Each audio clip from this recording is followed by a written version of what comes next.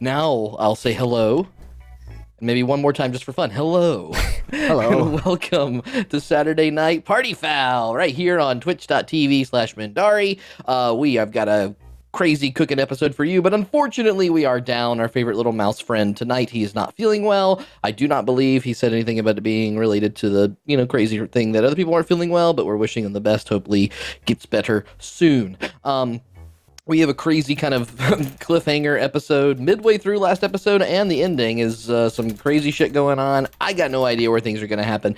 But before we do that, we just want to make a few announcements, roll a trailer, and then we'll sink into the world here. Thank you all for clicking and joining. You probably heard this before, but just make sure that if you like D&D, you're heading on over to Lawful Stupid's Discord channel. They're wonderful. They'll have some community games going on. They had a stream today with Ishfel's back, which was awesome. So they have streaming material. They've got community DMs running some games, all sorts of fun things that you can find over there. Rules, questions, want to learn to play, Lawful Stupid's the place to go.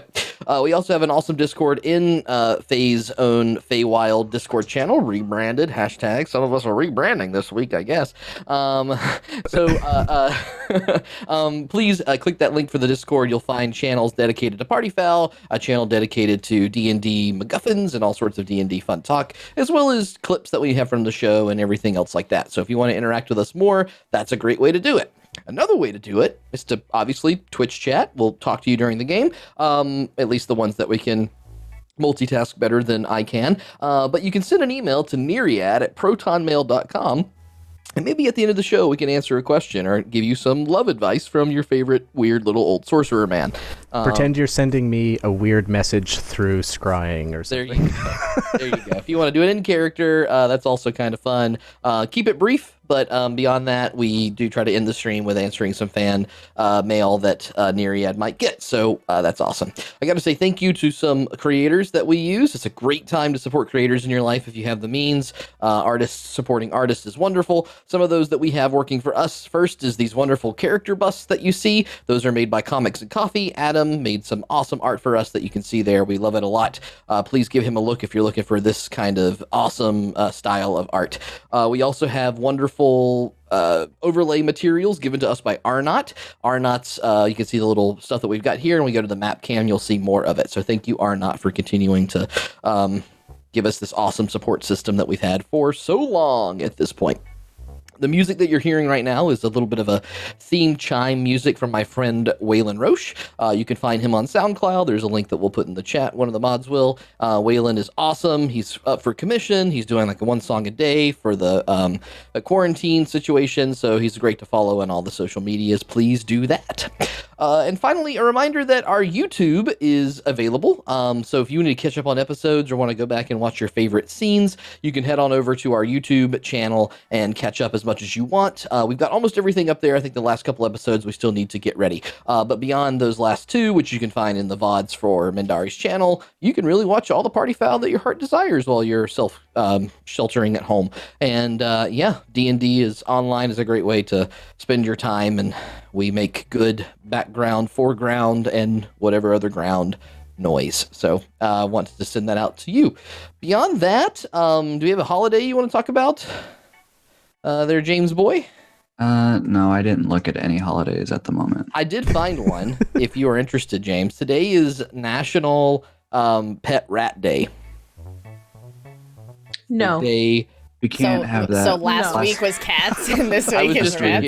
I mean, we could do it in honor of Lee being gone. With Matthias being gone, it felt like right to but honor Lee's him. a mouse. What are you? You think mice and rats are the same? Fucking racist. Wow. Speciesist. I've been called out, and I'm going to say the name of the title of the episode in a second. I feel like that's going to point even more fingers to me. Uh-oh. Which I realized in a moment. But hey, happy National Rat Day if you happen to celebrate pet rats. Have fun. Evidently, "you dirty rat" is the most famous phrase that a person can say with rat in it.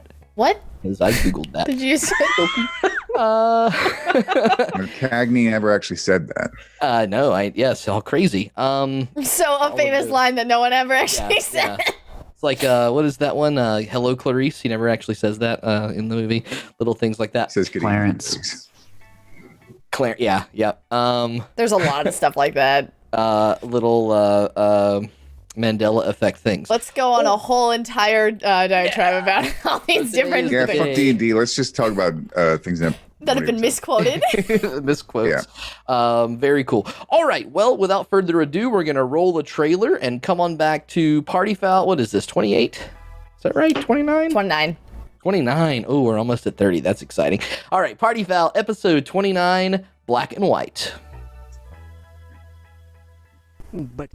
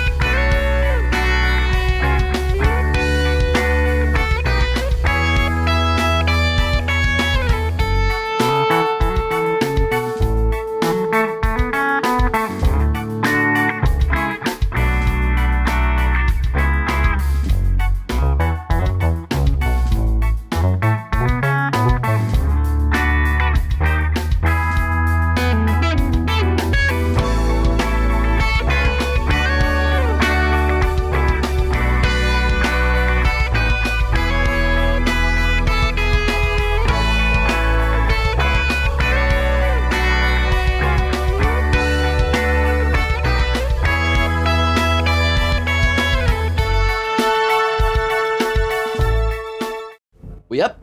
Okay, cool. All right, welcome back. So, last time on Party Foul, the party ran their way out of the empty, sprinted the whole time, themselves being exhausted by it, other than Matthias, who isn't here. He managed to sleep along the way because he didn't sleep the night before, waiting for Finnegan to return. Upon returning, they dashed their way through the menagerie and towards the floating lands to try to pick up Bonnie, who they knew had a mark on her head as being one of the descendants of the Army of the Loon. They got there a little too late and found the place on fire and Bonnie teetering at the edge of a cliff with Meena's brother holding her hostage.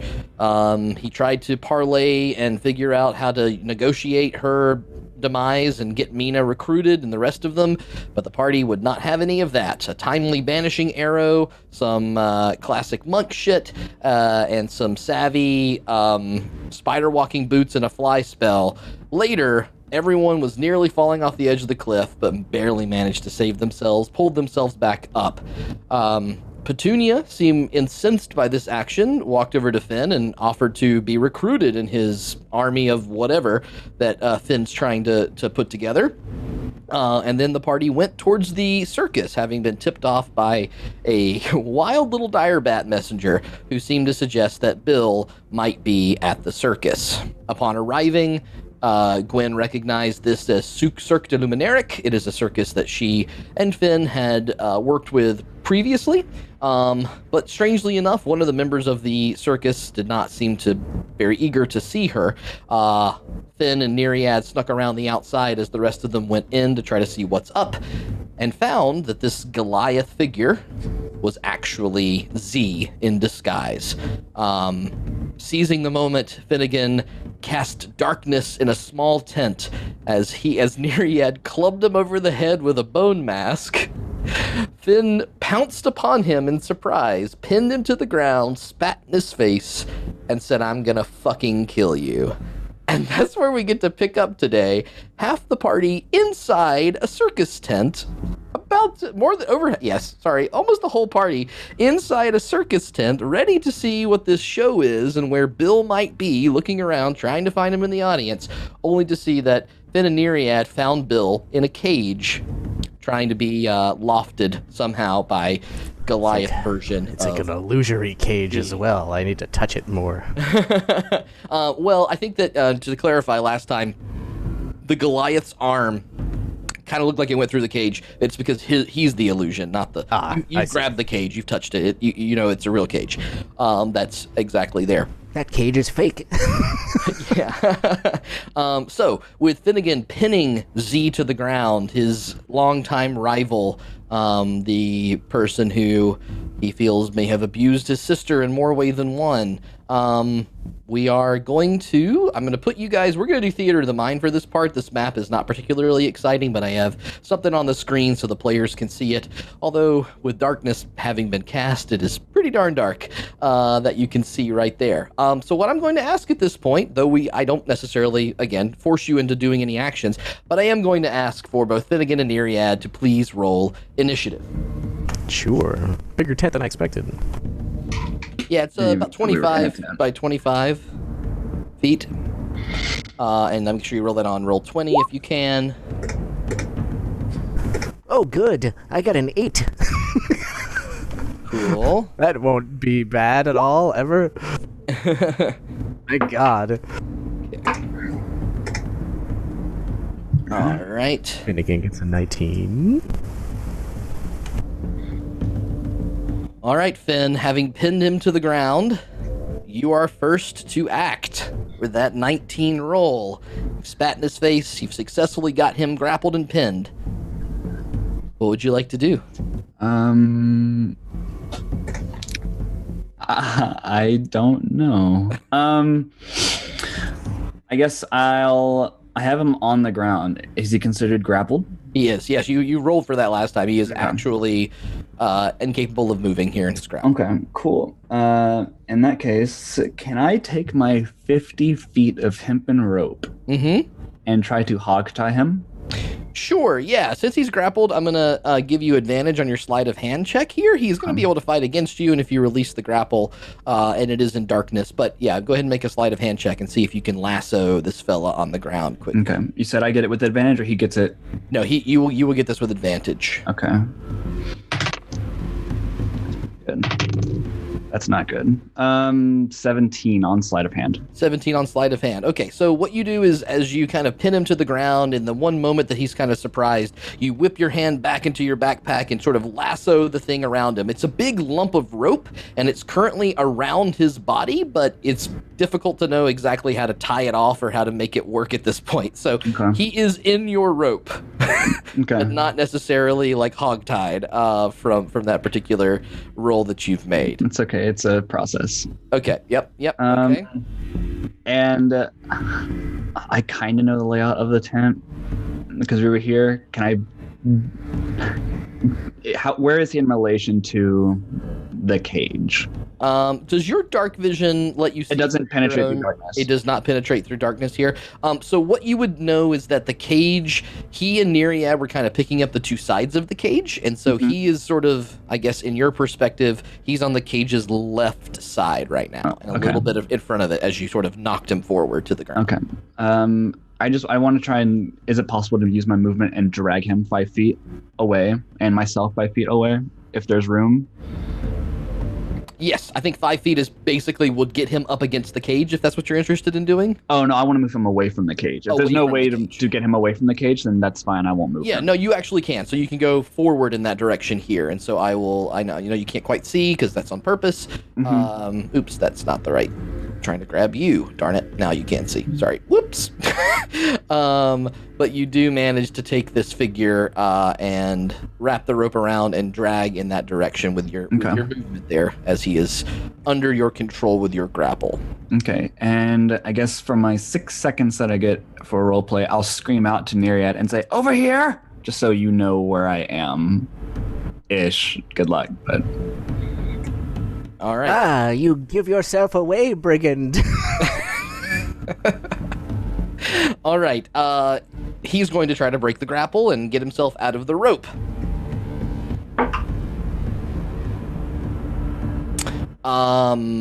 Boy, that's bad. I don't even know if I need you to roll. Can you just go ahead and make a athletics check for me, please, Finn? Sure. Wow. This guy's having a rough day. 14.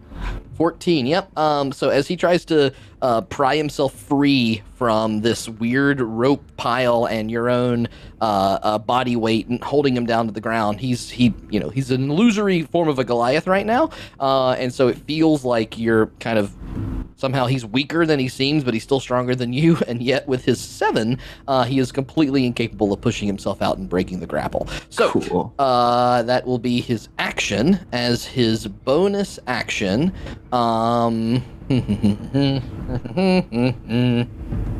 he's actually just going to kind of let himself go for a second, not really sure what's going on. Having heard your voice, he's going to say, "What do you think you're gonna do? Is this really your plan? It's gonna tie me up and what? What after that? You know how many I have in there?" That's what he says. Neriad, it is your turn. Uh-oh. Okay. So Neriad will reach around him to feel what's happening around him and try to touch the cage. So am I able to find it in a short amount of time? Yeah, I mean, actually, since you had just basically let it go and it kind of thumped to the ground, it's just right next to you. You have not moved since that point. Wonderful. I will grip it by the bars and I will say, "Don't worry, I'm going to get you out of here." And I will attempt to drag it backwards out the door. But I don't know how far I'll get. Okay. So you're trying to drag the cage with him in it. Yep, with him in it. I'm just going to drag the whole thing. Okay, yeah. It's not like bolted to the ground or anything. You're definitely going to get half movement as you drag, but I'm going to make you make an athletics check just to see how easy this goes here. And I'll pull as hard as I can. Athletics, you say? That's good. I have a 0 in that. That's a 5. A 5, yeah. Okay, so when you try to pry this thing up, the cage itself is way heavier than you expected. It's not bolted to the ground. You get a little bit of a, but you realize this is not going to work. This is going to be really, really difficult to Bill, you're too fat. manage. Bill, what have you been eating? Oh, boy. All right. I imagine that was my action. Can I do anything as a bonus action at all? Let me just have a quick look. I don't have a lot of bonus actions. Nope. I'm going to... So, casting Dragon's Breath is a bonus action, but I've already done a non-spell action, so would that even be possible? Yeah, no, I think that's fine. Normally, yeah. That's okay? Alright, what I'll do in this case is just spill out my spell components onto the ground as I'm doing this, and one of them happens to be a pepper that is shocking the ground as it rolls across it, and I think Proton's with me. His icon is here, so he's going to scurry off of me. I don't think he's with me specifically, but we're going to just retcon that he is. I can't remember. He goes over and grabs it. Him to somebody else? I don't think you did. He was with the last. Remember, the last location was with me because I remember I fake kicked him. Was it with you? At the floating island? Yeah, okay. I feel like that's the last I remember that happening. So it's fine. Yes, at some point you brought Proton. He'll run over and eat it in that case. Okay. Yeah. He'll crawl down from Finn's leg, go over and eat it, and hold action to breathe it. Okay. If our friend here, the illusory Goliath, gets up out of his ropes. Breaks away from. Yeah, okay. And he's waiting for him specifically, and that's Proton's turn as well, and that's it. Okay, got it. Okay, I'm gonna do one more round of this, and then we'll check in with the circus. So Finnegan, you are now back at the top of the round. Okay. So for this rope, it's not binding his hands at all. Not yet. No. Okay. I think this is more important. Can I reach into my bag? And I have a set of common clothes. And Finn is wearing them, except for one garment, because he doesn't like them. He's not wearing the socks. Can I take the socks and shove them into his mouth? Okay, I'm gonna make that an attack roll. Okay. Because I know he does like vocal components for spells. So I'm assuming he can cast them without seeing people. Okay. Attack roll. What am I adding anything, or what stat am I using for? This would be like there's no weapon stat or anything else like that. So this would just be your strength plus your whatever your base attack is. Okay.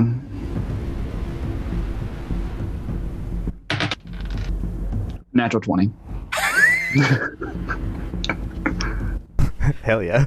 Okay. Because I don't know what my base attack stat is. So. In your haste, you have got, you're maneuvering him. You have these moments where your hand can get free for just a second, but you've got to keep your elbows locked. You fling your hand upward and grab at that sock that you know is in your backpack, and you plunge your hand forward, and you feel 2 teeth knock out of his mouth as Holy shit. shove your fist right through in the middle of him just saying, "What are you gonna?" And then suddenly he tastes Finny Fist.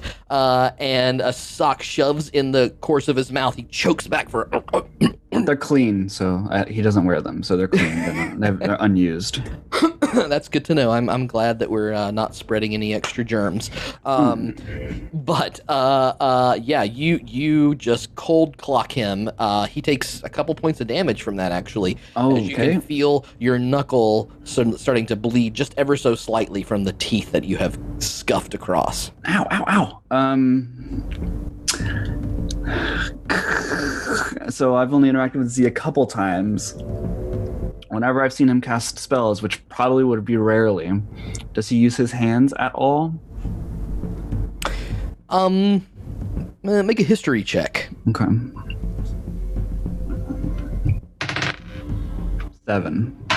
You know that a lot of his power does seem to come from his music, which often requires him to be playing an instrument at the time. You've also seen these weird moments where people just do things as he's talking to them as if they've been enchanted. So they don't seem to require any kind of special flourish or gesture or anything. It's almost as if he is completely capable of casting spells in the middle of a conversation. Okay, so I'm going to assume it's mostly vocal. In that case, I don't think it takes a bonus action or anything. Can I just cancel darkness?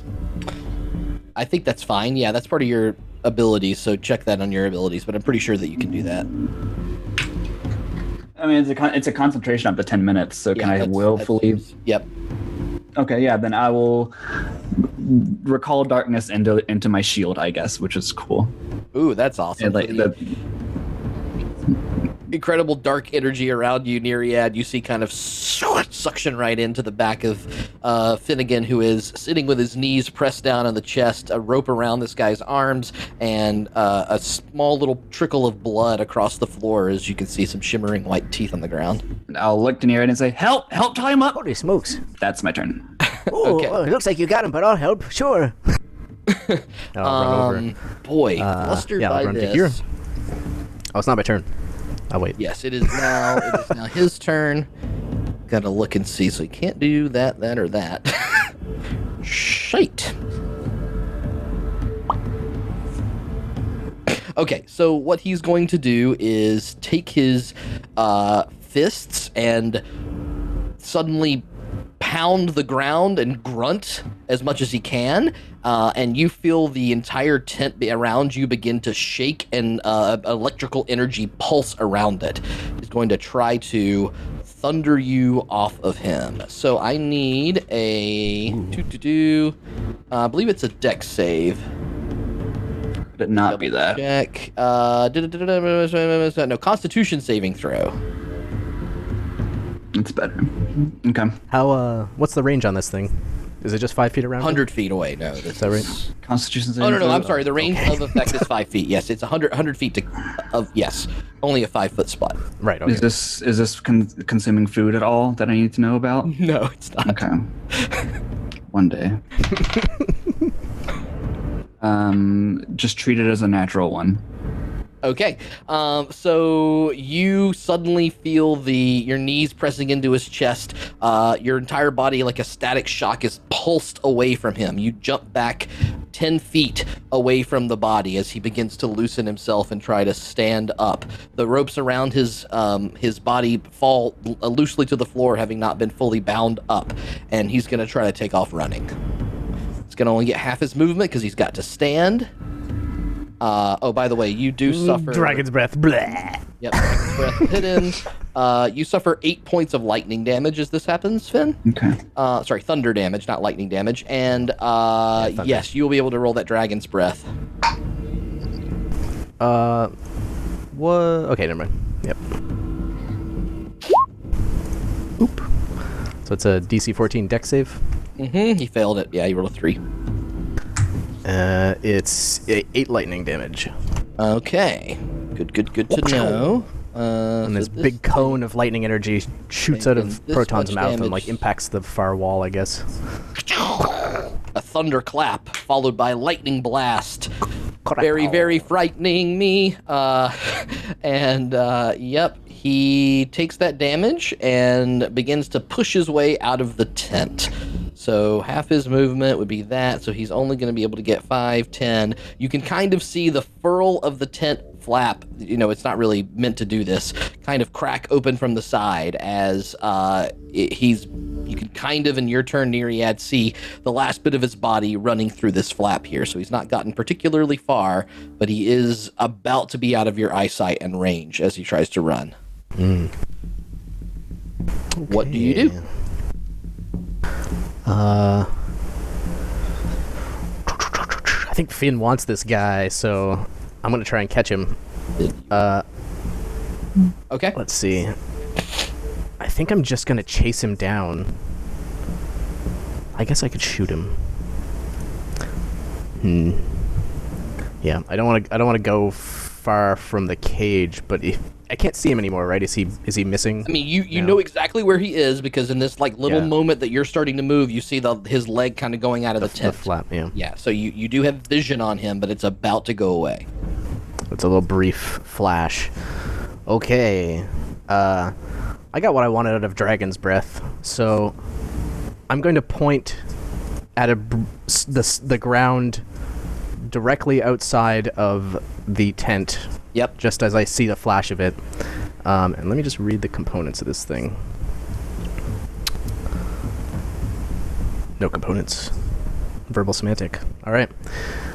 So Neriad builds up more electricity than he probably ever has. This whole room just gets charged with electrical current, probably because of Z's assistance here.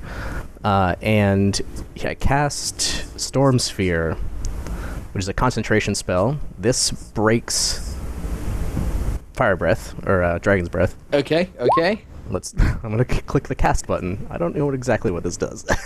All right, so this is a DC 14 strength save. Okay, 20-foot radius of whirling air. It's huge. Springs into existence, centered on a point. The sphere right remains. About here. Each creature in the sphere when it appears or that ends its turn there must succeed on a strength save or take this damage. The sphere is difficult terrain. Until it ends, you can use lightning to make leaps. Okay, so it's not trapping him, but it does become difficult terrain. Okay. Difficult terrain, he takes some damage, and every time he's in that square, he takes damage after that. Fucking roll. I haven't gotten to use this yet. This is the big one. Yeah, this is cool. So there's this massive torrent of wind and rock and debris just whipping around him in this area outside, and it's 20 feet, so it's pretty big. It takes up this whole corner. Yep. Might rip the tent down. Yep. I don't know. Almost certainly going to happen. Go ahead and roll your damage, or did you roll it on roll 20? Yeah, it's a DC 14 strength save. Yeah, he failed it badly. I rolled another 4. 3 bludgeoning damage. Okay. And 16 lightning damage, which is irresistible. Unless he's immune.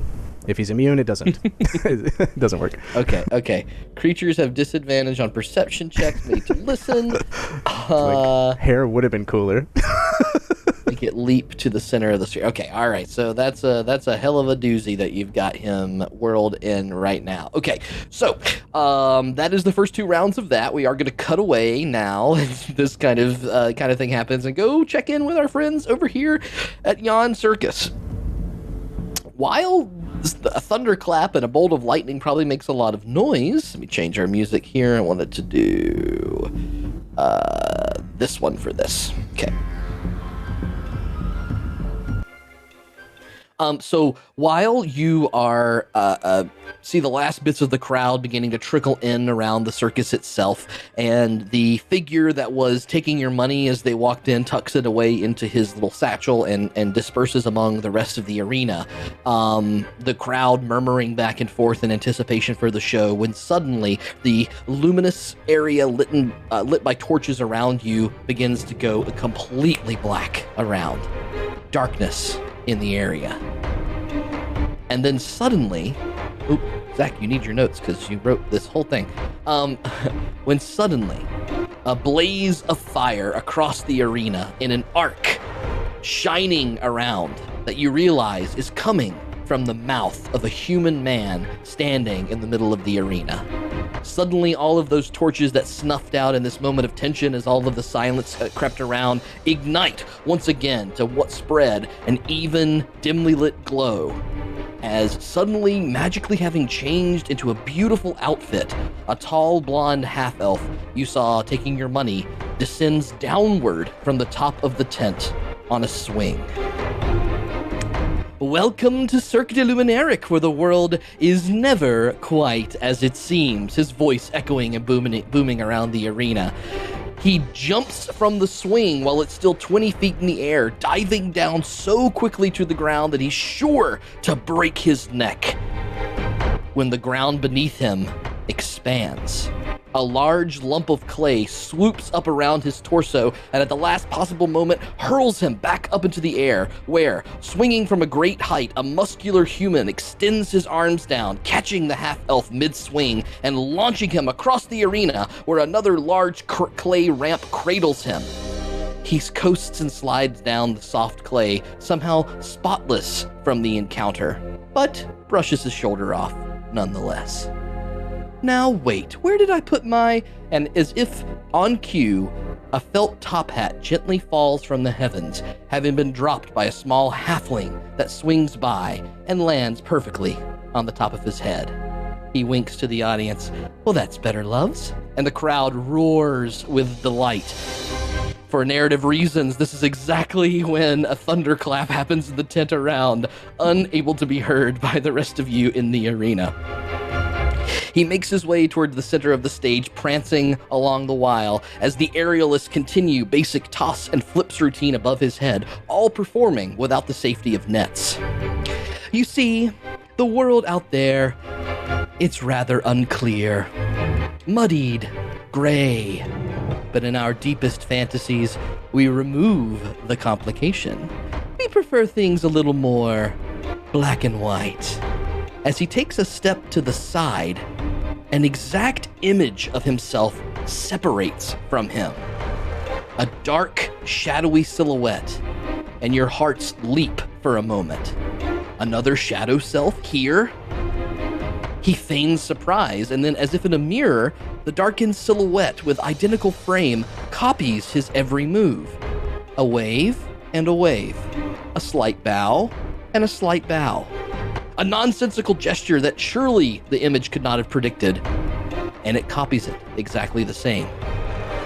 Finally, in his curiosity all performed for the audience, he reaches out to touch the twin, when his whole form is sucked inside of the shadowy figure, and out from the other side pops a blindingly white doppelganger.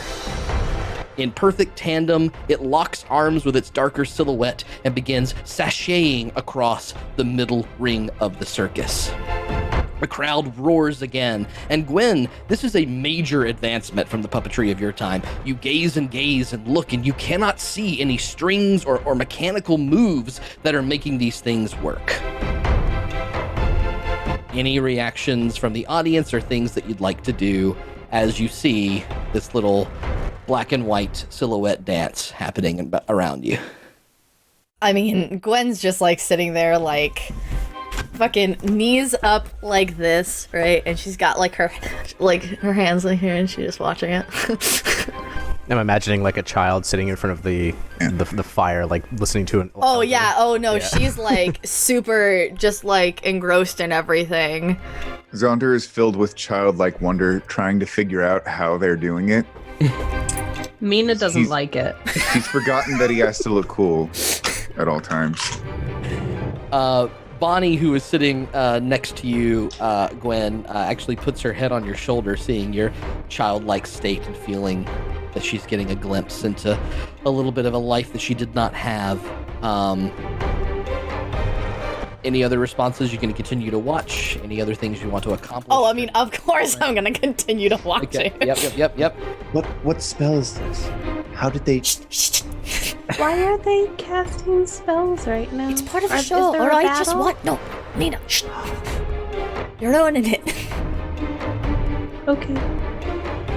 I guess I'll just watch. This makes no sense. They're not fighting. I know. Gwen just like ignores. There's a time she's just like, alright, fuck it, that's not worth it. Your indoor voice is adorable, by the way. It's very quiet. They're not fighting, though. I'm trying not to interrupt her the stage show. voice is so great. Anyway. Do you have something else to add, Zaunder? Oh, no, I'm good. Okay, I saw you kind of leaning forward, so I wanted to make sure. Okay, well, we'll cut back to the fight then. All right. Oh, you can wait. It's fine.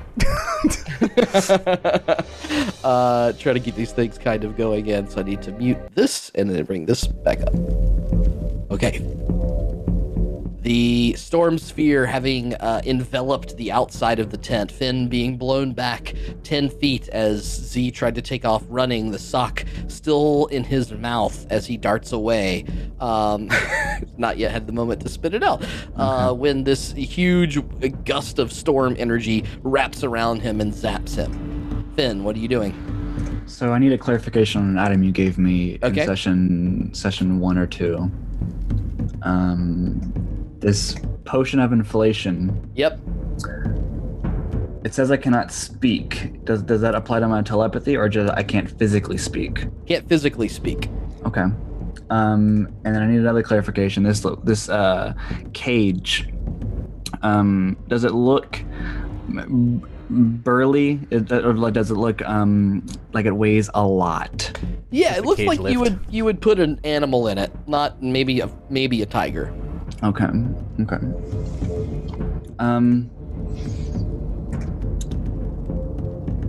Yeah, okay. I think... does Bill look injured, or is he just unconscious? He Still is look like a tiger. unconscious. Yeah, Okay. from what you can tell. Though you being a little bit closer to him, I'll give you a free medicine check, just kind of as you land right next to him and see Okay. if you notice anything. It needs to be really high, but we'll see. Well, I've got a +8 to it, so... 16 plus 8. I don't know what that is. 24. As you look over at him once again, you have the feeling that he's asleep more than anything else. Okay, cool. So I'm going to try something weird. Mm-hmm. I'm going to reach into my bag as I'm standing up, and I'm going to pull out a vial of Pepto-Bismol, essentially, and I'll uncork it, and I'll down it, and I'll use that potion of inflation. Mm-hmm. Okay. So All right. I have to look up this homebrew item I made in session. I'll put it in roll 20. I'll put all of it in roll Thank 20 for you. All right. The potion of inflation. I made this up. The imbiber's body is magically expanded and filled with air. The creature becomes classified as large if it is not already, and the creature is large, it becomes huge. The creature cannot speak and is considered restrained for the duration. The creature is considered weightless, does not need to breathe, and will not sink in most liquids. The creature must make a Constitution saving throw each time it suffers piercing or slashing damage. On a failure, the potion effect rapidly ceases over the course of 2 rounds. So Neriad, what you notice is as Finn uncorks this vial, having looked at Bill, and gets up, and suddenly his entire body, like a giant Pillsbury Doughboy, bloop, immediately expands and pops out in lumps. So is that a bonus action? Yeah, that's your potion, so that can be a bonus action. Yeah. Perfect. Wow. Cool. So I am considered large. Yes, now. I'm going to make your token bigger. Can I try and lift Can I try to lift this cage up from the ground? Yes, go ahead and make a athletics check with advantage now that you are huge. Okay. It's important. I'm not moving. I'm staying where I am. Yep, But I'm you're just just gonna trying pick to- them up. Yep. With advantage, you said? I have Yes. a question about this potion real quick. Yeah. It says that they even better. become large. Is the intention that they were medium beforehand? Like, do they go up one No, size whatever they classification? were, they get Okay. large, and if they're large, they go huge. That's Alright. So with advantage, that's a 15. But with athletics, you said? Yes. The 17. 17 total, yeah. So as you now in your large balloon-like shape kind of fit your hand in one side of the, you can barely move being restrained, but it fit your hand in like one side of the cage, and then suddenly like a I don't even know what to do, like a hot air balloon, you kind of, and as you expand, the cage eaters up above, and you see giant Pillsbury. This is the end of Ghostbusters, and you've got the Statue of Liberty in your hand, and like you're holding it up and like floating in the air above. Am I able to do anything else in remotely? You. I'm just gonna say it. Can I throw this thing? Can you throw it? Yes. Can I throw it at the circus? I think the action of lifting it is going to be your full round this time. That's fine. But I think that you absolutely can. Well, then, in slow motion, I'm reeling back. Yep. And I'm gonna telepathically speak to Neriad. Get ready. Like, your telepathic voice doesn't have to do that, but Yeah, Finn's doing it though. That's amazing. Okay. All right, Neriad. I mean, okay. Wait a minute. It's Z's turn. I got it. What do you mean, get ready? I only get 6 seconds. It takes 6 seconds to speak 2 words. Oh man, this is. I cannot tell you. I just want everyone to know that what I've written had no idea what was going to happen. And I think that this timing is going to be fucking hilarious. Anyway, Z's just going to continue to run, but he does spit the sock out, puts his hand up to his mouth, looks back towards this giant, like the flaps of the tent themselves, having been blown up by the storm, are now kind of draping Finnegan like he's this giant caped crusader, blimp that you might see outside of a car dealership with a big cage in his hand floating around this way, and he just turns back and wondering what's happening. Will try to run out of the sphere, all the while casting the first thing he's been able to want to do here, which I need to find. He is going to use he's going to use his last one. So he looks over to you, Neriad. I need you to make a charisma saving throw. Okie dokie. Charisma. Ooh, I'm pretty good at that. 23 in total. Jesus Christ. What are you doing over there? You hear a familiar, lovely song from your childhood echo throughout your mind, and you find yourself reverting back to a childlike state as everything around you seems so simple, and all you want to do is obey your mom and dad. And suddenly, like a record scratch, you can suddenly zoom back, see giant blimpy Finn above you, the tent curling up around him, and your foe reaching his arm out and looking back to you, snarling, and then darting away and trying to run. Oh, wow. Thank you for your lovely memory. Everyone resists my dominate. He's so nice. You bastards. Okay. He will continue to run away, his full movement this time, which will get him basically to the edge of the map. You see him kind of whirl around and duck behind some horses who are now neighing, looking up at those crazy thunderclaps and storm spheres around them. Now my question is, does that sphere stay in that spot? Does it follow him? Does he? It's a stationary thing. So it's centered about. I centered it here on this square. Which is just until the right spell outside ends, where you can it's use not bonus action on each turn to call a bolt of lightning to leap from the center of the sphere towards one creature you chose within 60 feet. Make a ranged spell attack. You have advantage. Okay, so that's how you can zap him with even more lightning if you want there. Yeah. Creatures And if he ended within the space as well. But okay, so he does I think manage is to get outside out. of it now at this point. Yeah. But you can still, because it's only a 20-foot radius, but you can actually zap up to 60 foot outside of it. Yeah. So I got to do it on the end of my turn. Yep. There you go. Well, it is your turn now. As a bonus action. I'm going to reach into my pocket. Oh no. I shouldn't do this. What did you mean by get ready? It's like echoing the 4 pats on your back that's supposed to mean Pumpernickel last episode. I don't have anything that can catch a cage. What do I do? All right, I'm just gonna run down to about here, sort of into the wind in the storm. Just to the edge of it, and stop myself there, and I'm going to cast Fly on Finnegan. So you're a big floaty guy. While I run, I throw a feather at you, and it sort of spirals through the air and like bonks you on the head, and it casts Fly when it hits you.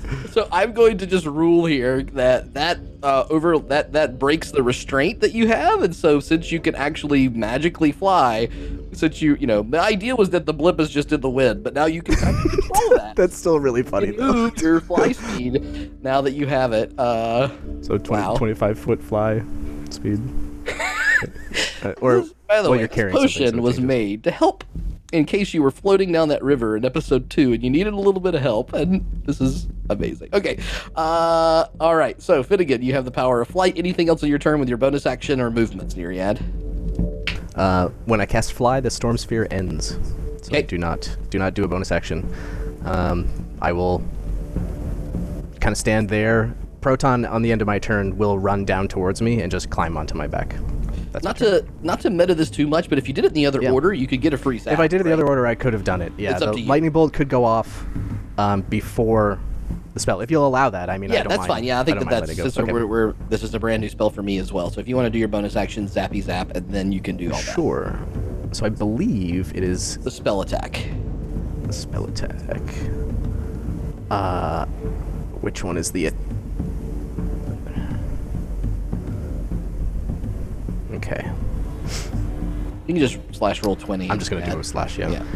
The lightning bolt has a different. Yeah. Different thing. That's +5, so no. So 9, 10, 11, 12, 13, 14? 14 is his AC. Wow, okay. Perfect. So this thing slams into him. From the center of the spear, just before it disintegrates, this bolt flies forth. Nice. I think it's 4d6 lightning damage. Yeah, it is, yep. 14. Ooh. Okay, that's okay. He hurt. Okay. Krakow. The spear, right before it dissipates, launches one more. He tries to duck behind a horse, but it finds his belly and sinks right inside of it. Oh, nice. Sinks right into him as he stumbles backwards and keeps running in the other direction towards the tent. And then you make Finnegan now able to fly with his thing in his hand. So the circus tent is probably 30 feet away from you all. It's not that far from the end. The bleachers, around it building up from the sides, and that's there. And Finnegan. So I hold Bill in my hands, and feeling its weight, I sort of do like the Indiana Jones where he weighs that sand from him in my hand. And I'm looking at the tent that's a while away, and I'm looking at Z. How far away is Z? Z is hard to see right now. I throw Bill's cage at Z. Okay. Okay.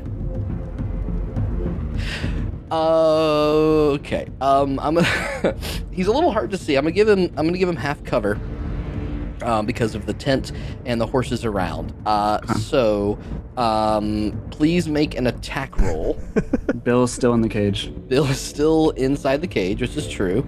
And half cover is going to give you. Wait, no, it's just +2 AC. +2 AC. It doesn't matter. I'm gonna crush it. Okay. Can I yell, "Wake up, Bill," when he gets thrown? Wake up, Bill! I'll telepathically go. Yeah. I don't think I want him awake. It's better to take that hit if you're limp. Am I doing a ranged attack? Yes. Okay. I don't have a good bonus to it, but I'm pretty killing it right now, so straight killing it. I'm not proficient in them, so it's just my dex, right? Yes. Not proficient in throwing cages. 18? 18 hits is Oh shit! half cover. Yeah, he's a squishy boy. Bards aren't built for this kind of abuse. Okay. Let me think about this for a second. You said it was heavy. It's very heavy. Yep, it's pretty darn heavy. He ain't heavy. And you're He's my large. bill. You're up because the flight can go up that. So Oh, I probably should have Everything flown over and is just dropped much- it on him. 3. Yeah, I mean either way, you could get a real good. I think 40 feet dropping here. Is that Pythagorean's theorem? Yep. So that's gonna be. I'm gonna do 4d6, so because it's a heavy cage, I'm gonna also add 2d8. Oh man. Okay. Do it, baby. Rip. Right, here we go. He 4d6. didn't need to And live. also say, never mind. 39, 10, 11, 12. And then 2d8.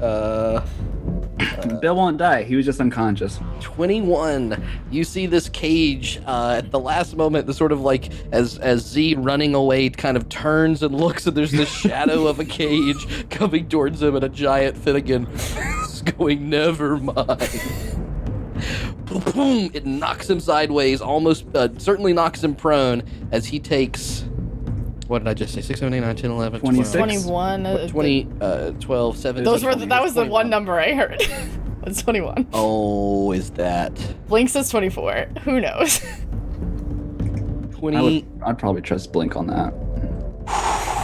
Okay. That cage knocks him prone. You see his entire body crumble to the ground and fall over, and he is limping and crawling and looks like he is jacked up. Incredibly injured, incredibly hurt.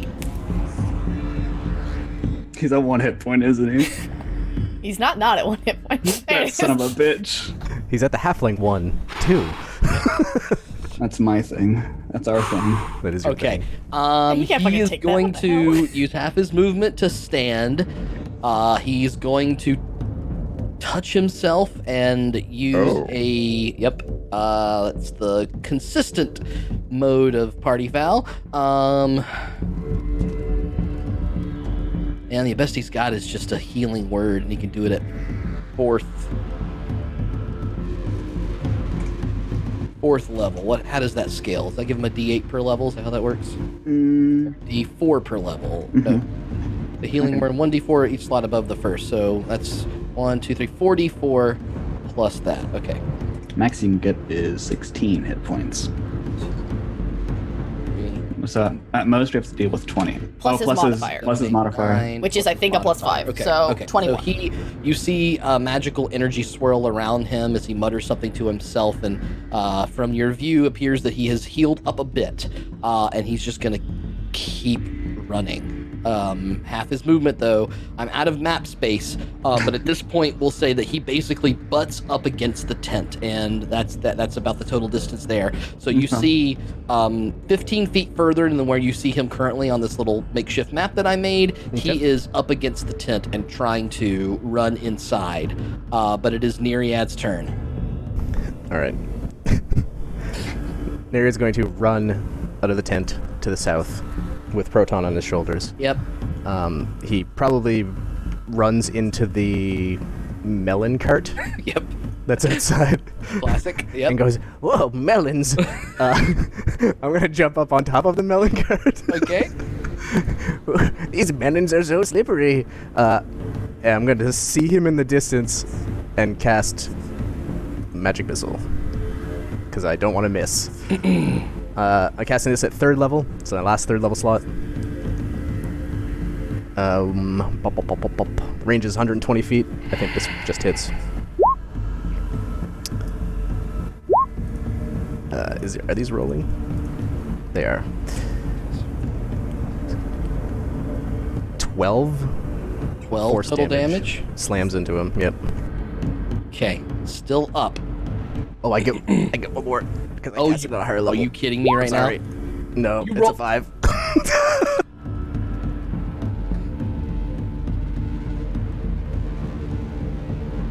I cast it at a higher level. I apologize. Kidding me? Oh my god. I squeeze off 3 little missiles, and they go flying out, and then I go, "Oh, I forgot this one," and it goes. Wait, you said you cast at 3rd level, right? So don't you technically get 2 more? Because it's 3 for 1st level. Second, 3 third. for 1st level. Oh, I believe. Whatever it is, whether it's that It goes level or- down. doesn't matter. 3 of them tuck away, and you see him immediately like try to pull the flap of the tent up, and as he looks back, for the first time maybe in your entire life, you see fear flicker across Z's eyes as that missile sinks right across his face, his temple, and he falls, pulling part of the tent down with him, although it is such a large, big tent. That is that. He is quiet. Nice. Unreal. You had to roll max damage on that last missile.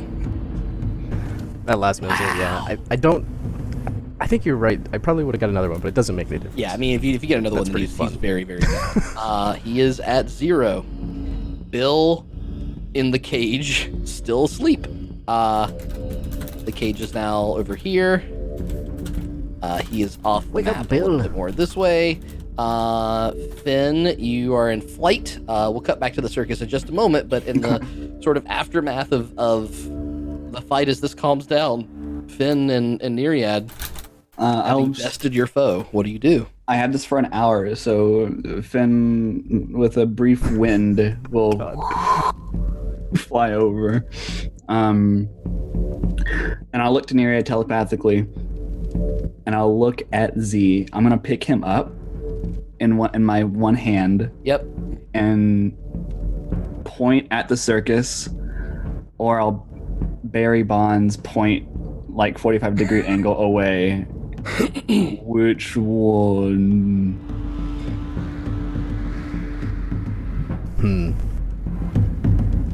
Oh, get out of here. We'll burn a tent down later. I was asking if you wanted me to throw him. I'm gonna throw Z. At the circus? Throw him. No. Oh, man. Okay. Throw him away. I'm going to Throwing him at the circus is pretty good, though. That would be pretty good. I don't know where we are in relation to everything. Sorry, yeah, because you're on a little half makeshift map. The circus tent is just basically like up in the. You were the sort of bottom left-hand tent over there, so it's sort of like up and to the right, if that makes sense, from you. So you could throw him, back into the wilderness a little bit, or you could throw him at the circus tent, or some of the others. I really want to throw him just as far as I possibly can. Is he still alive? Don't care. I'm going to throw him.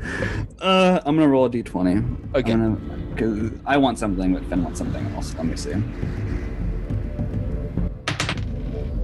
Okay. I'm throwing him. I'm throwing him far away. Okay. Just as far as I physically can, which I think is 60 feet. Yeah, so, I mean, really, you can flavor this however you want, Finn, but since you have fly speed, is this the kind of thing where you're, like, Supermaning all the way to the top of the atmosphere and dropping down? Yes, I should do that. I just want to know. Give me the details here. So with my flight that I'm used to, because I'm able to fly with my clerical abilities in dark. Yeah. I swing over, pick him up, and in one like exponential curve up, probably like 20 feet. Yeah. Not super high, just above the circus, most likely. Oh, I see. Okay. I don't want to hit the circus. Okay. Go fly above the circus and reel back, and I'm going to throw him into the lake. I feel like the lake. I feel like, okay. That is well, in that direction, not like yeah. Okay, that's a good like No, 3/4 of a mile away. It would take a while, but you can. That's a yeet. All right. I mean, that's cool. Very yeah, I guess I'll throw him. I'll throw him towards the lake. Wait, I might hit someone. Doesn't matter. I'll throw him towards the lake. Okay, just making sure that we had all the details. So Finn exponential curves up into the air, and in his blimpy form, chucks the lifeless body of Z So through majestic. the air, and in its parabolic model, it descends toward the ground. And if the crowd were not going wild at what's happening inside the tent, you might hear a truly excruciating sound. You ever play instead- Tomb Raider and dive off the top level of the mansion? Wow. Okay, but Rip. instead, you hear inside the tent. Oh man, this is some parallels here. The following happening. Sorry, let me change the music again. So this one go away. This one. Too much. There we go. So inside the tent. Where did it go? Above, you notice as these, the white version and the black version of this MC are dancing and doing a little tipping their hats and dancing for the audience. Their features hidden by much of this strange puppetry or magic that you see in front of you. The aerialist and the acrobat start to do the same thing. You see a dark blur swing through the air as one white blur pitches forth and twisting around is caught by another white blur, and another, just not a moment before, a twisting, turning black blur flings across the air in the opposite direction as everything seems to be balancing yin and yang, everything moving and swirling in this strange dance that these dark and light figures are making amongst each other. The movements appear so precise and fragile and yet reckless and fervent with energy. It's not long before you see somehow, aligned all the way on the left side of the tent from your area, all of the white creatures blinding and blurred to one side, and on the other, the dark creatures on the other. In a weird kind of makeshift dance battle, they seem to be squaring off, one of each matching pair curling to one side and then moving back and curling into the other side to the others mirrored and distinct all at once in choreographed aggression. Now are they fighting? It's light and dark pieces. It's like Sava. But are they fighting for real? Meena, stop fucking talking.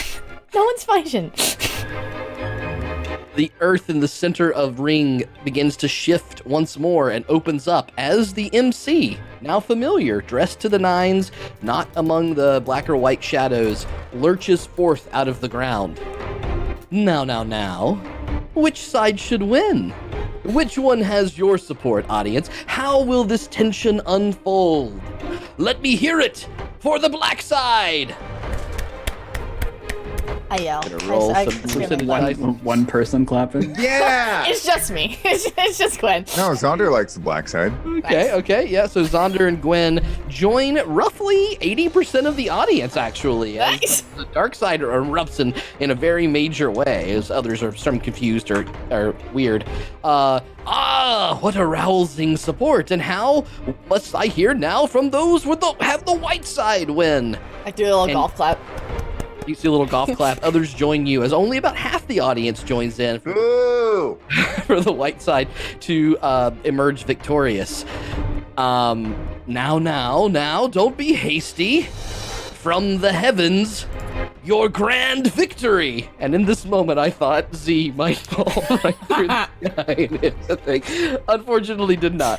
But I wish I could change it. he claps his hands. And nothing happens. Claps his hands again. From the heavens, your grand victory! They stare up at the sky. The aerialist on the platform's now beginning to peek and look around slightly, wondering what's missing, what's happening. Something's not going the way that it should. Something's off. A forgotten line, a missing prop. Something is not happening the way that it should. In the grand mystery, folks, sometimes we even mystify ourselves! Please, more battles! As the white and the dark side begin to repeat the same kinds of choreography that they had done before, he scampers to one of the side little tents over to the side in a hurried, hushed conversation. A large, tiefling woman pulsates herself outside of the tent, walking, staring up, looking around at everyone else. She pulls from her side a lamp. Make a, let's call it a perception check. Meena, Zaunder, and Gwendolyn. What? Like a side table lamp?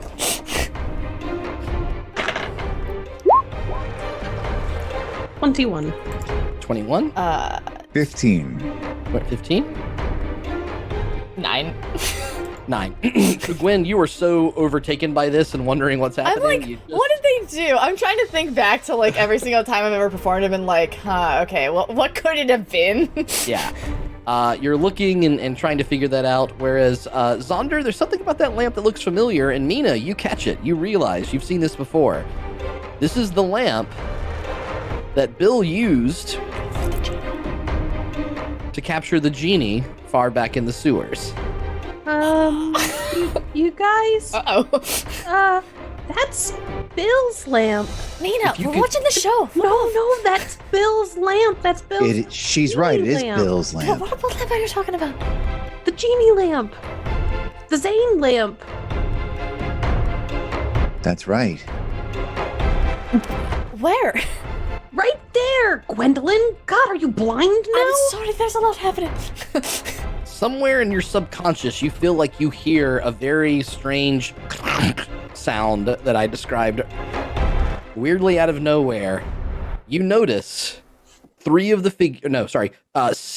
the figures on the grounds forms, the dark and the white forms begin to shift away and fall. At the presumed death of Z, seeming fades away. A number of the most familiar circus people around you are still there, Gwen, and yet a number of these new performers, these new silhouettes and actors, the illusion discarded. Cult-like masks and robes appear around each figure as they look towards the tiefling in the middle, who also fades away. And Meena, you see the familiar visage, once again, of Brother, holding this lamp. I knew my circus wasn't. I run and tackle him. Like I'm getting out of where I am, trying to run down the aisle. As you begin to run down the aisle and make your way down the bleachers, you see him start to rub ever so gently the lamp around. And from it, a blue smoke begins to whirl and swirl around the center of the arena. You run and run, Meena. You notice that there are some other cultists around you that are beginning to catch on to what's going on. And at this point, Faye, I think it's probably good to go to the map screen. Okay, hold on. So we can see what is happening here. Oh my god. All right, we're there. Always a surprise. Can you remove Z from the map, please? I absolutely can. Can you make him a bloody splooch? Deleted. All right. So Finn. Still exhausted too, right? Just making sure. You are. Yes, I believe Zaunder did not dip. You were the only one that didn't go in that water. The rest of you have not had that short rest. This happened fairly quickly. So Neriad and Finn, you were right around this area. Finn, you yeeted him towards the lake. And Neriad, you're kind of off the board, but you're coming at it probably 15 feet away. That's about right. Matthias sitting next to Meena. Meena running and trying to leap across the aisle towards Brother, who is standing here. In the middle of the arena, the familiar visage of Svetlana fading away.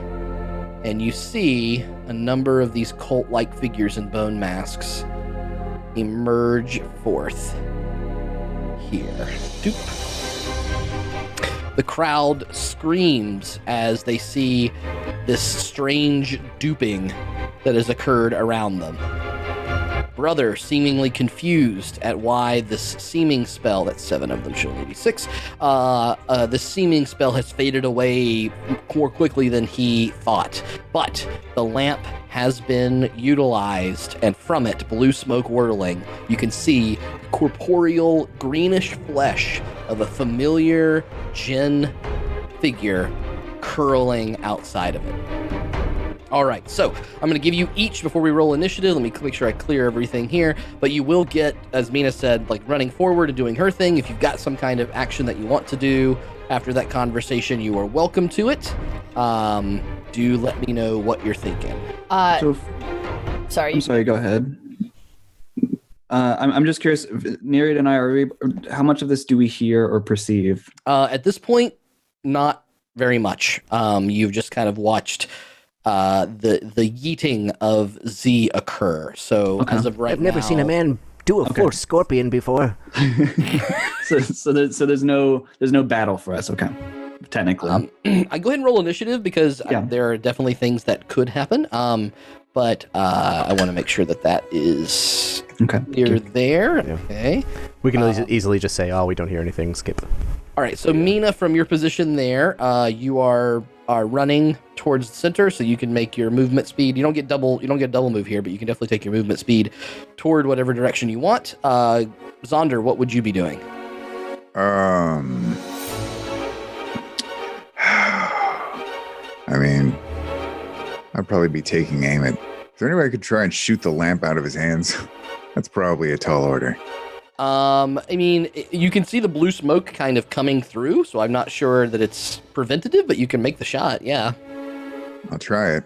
Yep, okay, so you whip out and you can get just one bolt here in a surprise kind of action. Okay. And make that attack. All right.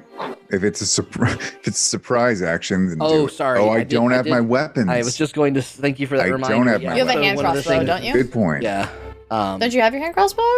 Or did you have to give The both weapons of were those up? taken away. I wasn't gonna keep it. I usually do, but I wasn't going to. All right. So here's what I'm gonna do. I'm gonna cast Fairy Fire at him. Okay. At brother or at the blue smoke, or I guess Fairy Fire is an area of effect. It's area of effect. It catches both of them. Okay, so let's see. Brother fails. This creature fucking fails. I cannot roll today.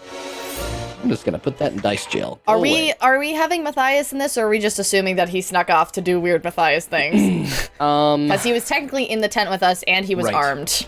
But yeah, he's got his thing. I will pilot him to the best of my ability. But he had his rapier and stuff. Like, they didn't take that from him. He's probably got his hand in the pocket of the guy sitting next to him. That's very true. And that's a little probably pulls out a whole bunch of buttons and goes, buttons. Damn it, Jonathan. Quote of the day. Very good. Okay.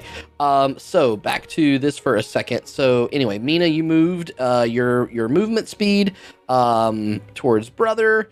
Yep. Zaunder, take your shot. Oh, I'm sorry. You didn't have your bow. Just kidding. Yeah. I already did my thing. Fairy Fire is the thing you wanted. Fail. I need to draw this. So this is how big is the Fairy Fire? Fairy Fire is I believe a 20-foot cube. 5, 10, 15, 20. So to get brother and him, it's going to be something like this.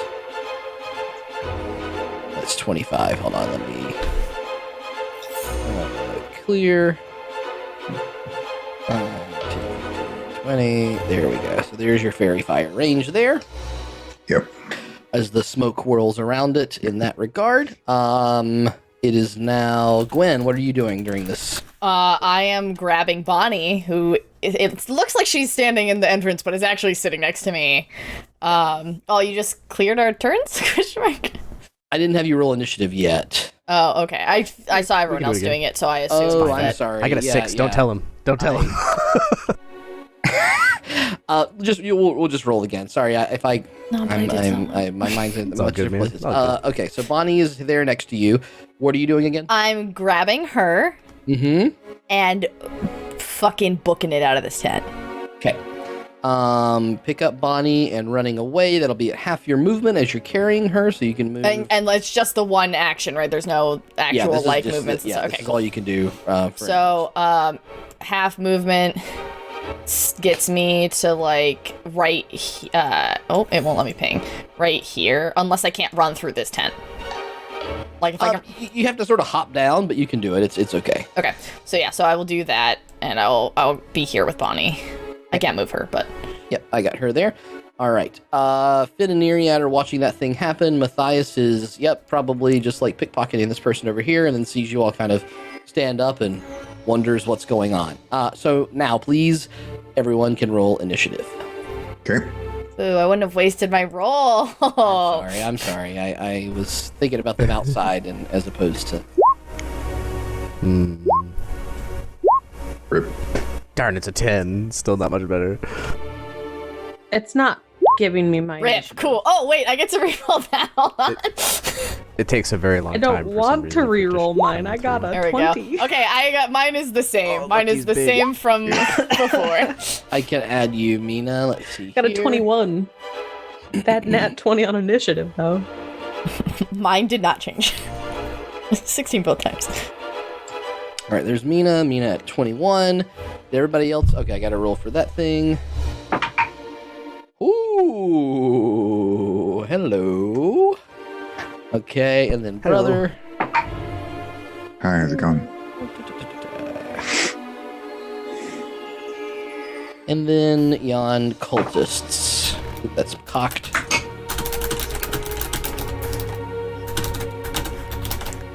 All right, put these in order. The smoke around brother begins to congeal as the familiar form of the large greenish genie-like creature pulses out of it and stares around at each of you. It's a real shame. No one rolled for Matthias, by the way. Oh, thank you. I was like, something's missing here. Make sure he's not going first. I doubt it. Okay. Cool. So now this creature will turn, and he's actually just going to point towards. He's not really sure what's going on. He points down towards brother, and in a language that no one understands, you can hear this kind of like bubbly sort of thing happening with brother. And brother, seemingly understanding what's going on, turns and points in the direction of you all. The creature then takes his hand and raises it towards the sky and will point a water jet toward that chunk of the crowd. I'm just going to see if it happens to hit anybody. Nope, he's going to take out these random people over here. Yike. Okay, so, you notice a giant spew of water emerge from this creature's hand, a very familiar thing that you remember seeing in the sewers as a bunch of people are knocked over out of the bleachers and fall back into the tent. That hurt them badly. A number of other people now seeing this craziness around them scream. They all begin to run toward the exits as well. I'm not going to move every single token, but I'm going to kind of keep track of how many of the people I think are getting away, and I'll let you know how that exactly works as we get to it. Meanwhile, Meena, it is your turn. So genies in like typical mythology have like shackles on them. Does he have shackles of any sort? Like, what is he wearing? He does seem to have some kind of band around his scaly greenish arms. I don't know if I'd call them shackles, but that they do seem to be very particularly banded, if that's what you're looking for. What is it made out of metal? Make a perception check. Okay. Oh, music change. Yeah, I didn't really want that. Do this one. 14. 14. Yeah, they look like metal. Okay. Mina's going to running up and getting right next to brother. Yell out, "Do you even know what you're doing?" And then she's going to hold her hands out and hope I'm not frozen. My internet is crapping out for a second. You're fine. You're good. Okay, cool. I'm going to hold my hands out and I'm going to cast heat metal. Nice. On the band that appears to be metal. Okay. Go ahead and is that something I roll? It's like a weird deck save thing that they have disadvantage on if they're wearing metal, I think. You cause an object to glow red hot. Any creature in physical contact with the object takes D8 fire damage when you cast the spell. Yeah, so the spell ends. Don't get you can use a bonus cool. action to cause the damage again. So it's just 2D8. There's something about it, but I could be wrong. I think it's about disarming, maybe. If the creature's it might be holding if or they're wearing the metal object, armor. they can succeed a Constitution saving throw to drop the object. Cool. It has disadvantage on attack rolls and ability checks until the start of the next turn if it doesn't drop it. Yeah. That's what it was. I was like, there's something. It does something. Here, I can display it. Yeah, display that for me, and that does seem to, you see the objects glow on his forearms, and you can see as he reels back, feeling pain, sharp pain from that. All right. And I rolled crap for damage, so it's just 4 points. Oof. I took the first, you rolled it earlier, and it said Oh, 11. did it roll It earlier? rolled earlier, 11. so Oh, you got sweet. Can we take got the 11. 11 where I rolled You max sure damage on one can. of the die as opposed to the 4 where I rolled? All right, anything else on your turn, Meena? I yell at brother, I heat some metal, and that's all I'm doing. I don't Okay. think I have any bonus actions other than I wild shape. I can wild shape. I'm going to turn into a bear. Okay, Bear Meena on cue. This thing Now remember, here. don't delete your token because it removes you from the initiative. I am not going to delete my token. Okay. Not I'm doing gonna it. put you over here, but you now have control of this. You should have control of that bear. I hope you do. Nope, you don't. Let me just give you that control. Say, there you go. Now you can. I have control of this bear.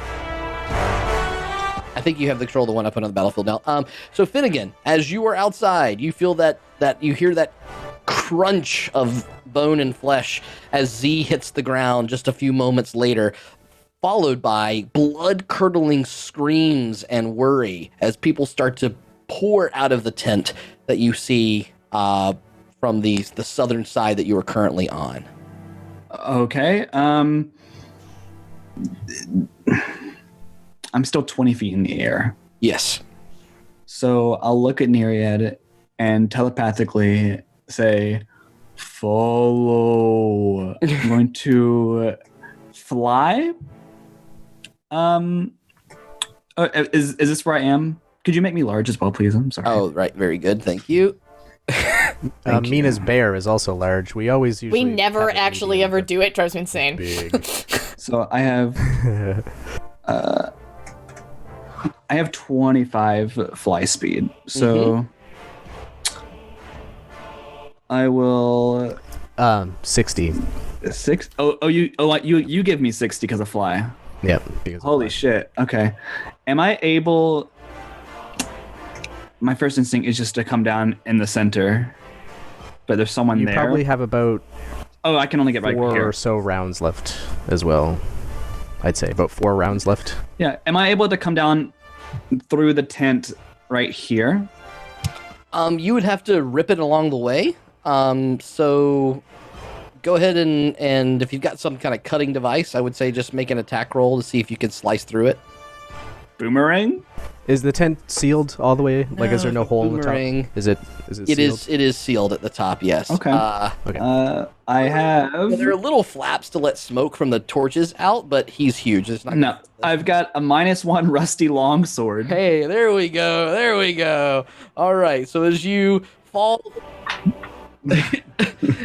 as you begin to fall through, you plunge that longsword downward. Let's make an attack roll just to see how well you can kind of cut through this thing. It's like you're wearing a big dress. Okay. A big tent dress. Okay. 11. Okay, so I'm gonna say that like as you kind of slice through as you're going, you're not used to being this tall. What happens is you kind of like The sword is also regular sized. you take this little sword and you cut and you kind of like poke your shoulder and your head through, but you're not all the way through yet. It's gonna take you not your action next time, but you'll have to use a bonus action to kind of flay the rest of it. But you all see in the silhouetted light of the tent itself a ginormous Finnegan head poke through the top of the tent. Any other things in your entrance that you're doing, Finn? That's an action to do, right? Yes. Okay, so I still technically have a bonus action. Can I see my party? I'll go ahead and make a perception check. This is coming into a new space, so I'm going to see how well you can figure that out. 21. 21. Yeah, I would say that what you see as you poke your head in is a giant green genie creature, a large white bear. Those are the two things that you see that's most familiar to you. Okay. In that case, I will not do anything. Okay. Gwendolyn, you are up. Bet. I'm gonna run out of here with Bonnie. Okay. So do I have to go around this weird little wooden thing here? Yeah, that does cost you a little bit more. Okay, so it's like, around that, and then around, so it's 10, and then another 10, so that would be my full movement to get, like, here. Yep. Because I'm at half. And then I'm gonna just use my entire turn to do it. So I have 2 more movement speed, in which I will go. That's 10. And that gets me to here. Yeah, and of course the area does go past the green that you see, so it's like there's basically a field beyond that. It's just that we're out of map space. Right. So I am going. Well, so I know I saw horses. Yeah. So I'm gonna go to where I remember horses being. Got it. Okay. Yep. So that's gonna be over in the corner near this particular tent. Right. So I'm gonna go here. That's as far as I can get with Bonnie on my turn. What you notice as you do that is you notice a large cage on the ground, heavy, sitting off probably 30 feet to the northwest of you. And you see that tent that you thought was there where the horses were has been like completely ripped up and is kind of like tossed to the side. Are the horses still there? They are still there. They're neighing and they're worried and they're trying to figure out what the hell's going on, but they're pretty well trained. I'm going to see if they stay there next round. But that's what you kind of see as you peek out amongst the crowd that's all running out behind you. Okay, weird flex, but okay. Yeah, that's my turn, so. Neriad, you are up. Okay. Gwen, you also see Neriad in the back of a cart full of melons. And he's half submerged in the melons, trying to push them away to get out of the cart. He will... Bonnie also sees this, just so you know. Oh, yeah, that's fine. He'll climb over the side of the cart and like fall over, get up, and then start running and following Finn. I'm gonna go in through the front door, and I'm gonna use about 20 feet of movement because of getting into the cart and all that extra stuff. I'm also going to do I don't have a lot of slots left. All right. I'm going to cast Mirror Image on myself as well. So I'll as I'm running, I go, "Hey, Gwen," and I wave at her. And as I wave at her, my hand leaves behind mirrored images of myself. Sick. Okay, cool. I know you've got a little school effect for us there. All right, Zaunder. Okay. Did I see where the guy put my weapons? It was a big crowd moving in at the time, but I will give you, I'm going to call this an investigation check just to see if you can kind of pinpoint where they must be. All right, fine.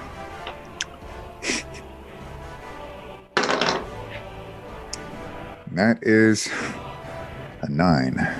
9. You feel like he must have, based on where he went from the thing and then where he went to the middle of the arena, it's got to be in one of these 2 tents. With a 9, you're not sure which one. I'm going to roll now to see if you're lucky or not. Okay. This one of these 2 in the front here? Yes. Okay. Must be there. I'm going to go for the one right in front of me. I mean, right?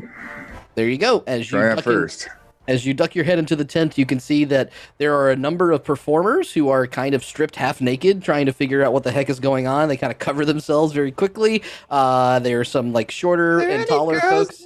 No, one of them quickly says to you, "What the heck is going on out there?" Oh. I don't know.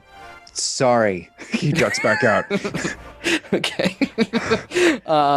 It's just Mirror's Finnegan gained a lot of weight. Yes. As you look up, you see an enormous Finnegan head and shoulder poking out of the tent. Yeah. All right. Anything else, Zaunder? Fuck. That's a very good question. You know what? There's this cultist right over here, right? That's correct. Shit.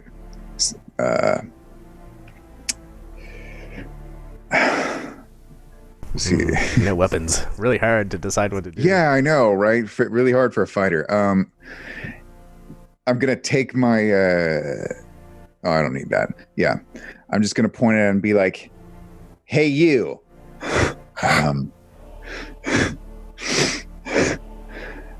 You.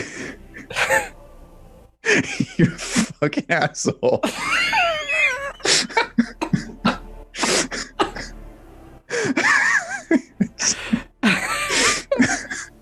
Okay. I think the best part about that is that you're so proud of yourself.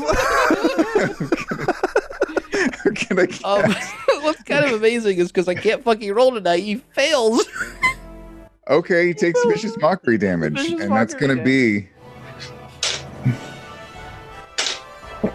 6 Wow. damage. Yeah, that's you see him like immediately trying to pull a weapon and look around towards you, and as he gets the blow of that, the sort of the mask kind of slumps for a second, and he smacks himself on the head. Got him. All right. Anything else?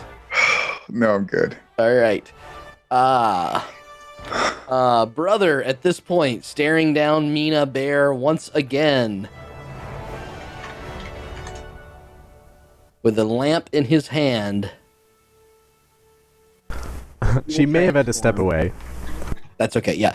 He will also transform, but he transforms into a much burlier, stronger, dire wolf. I will find a token for that momentarily. And he will, he doesn't want to attack Meena. He'll kind of circle around Meena in his direwolf form and sort of angling himself a little bit more towards you all, especially you, Zaunder, around the other side of things, but not going to be able to make an attack. All right, the cultist's turn. That one that you insulted, Zaunder, will run up toward you and make a attack. This dice is going away forever. Jesus Christ. Dice 12 to hit. No. Come on. All right, the next ones are all going to, some of them are going to actually run out the crowd and start like just lopping at people, slashing, tearing at these innocents that are running away. Another one will begin to make its way towards the large bear, but does not get there in time. Matthias, seeing that things are going wrong, will take a pop shot from stealth at this cultist over here. He hits, and that cultist will suffer a little bit of damage from... Oh, that's sneak attack, though. Jesus. Yep. And you see, as he's running towards you with his cutlass out, ready to stab at you, having insulted him and hurt his pride, suddenly a dart kind of flies through and pokes him in the neck, and he just kind of keels over flat, completely lifeless in front of you. Oh. Put an X there. Okay. That is Matthias's turn. He will stay in the shadows. He'll make a hide check. Okay. Try to hide among the bleachers over in this area here. It is now this thing's turn again. It looks up at the kind of gap in the tent and sees you there, Finnegan. Smiles and will try to shoot the water jet up to hit you. I'm going to give you +2 AC for having half cover. But I do need you to make a dexterity saving throw, Finn. Okay. Oh, false. Okay. Actually, I think this potion has an effect with dexterity saving throws.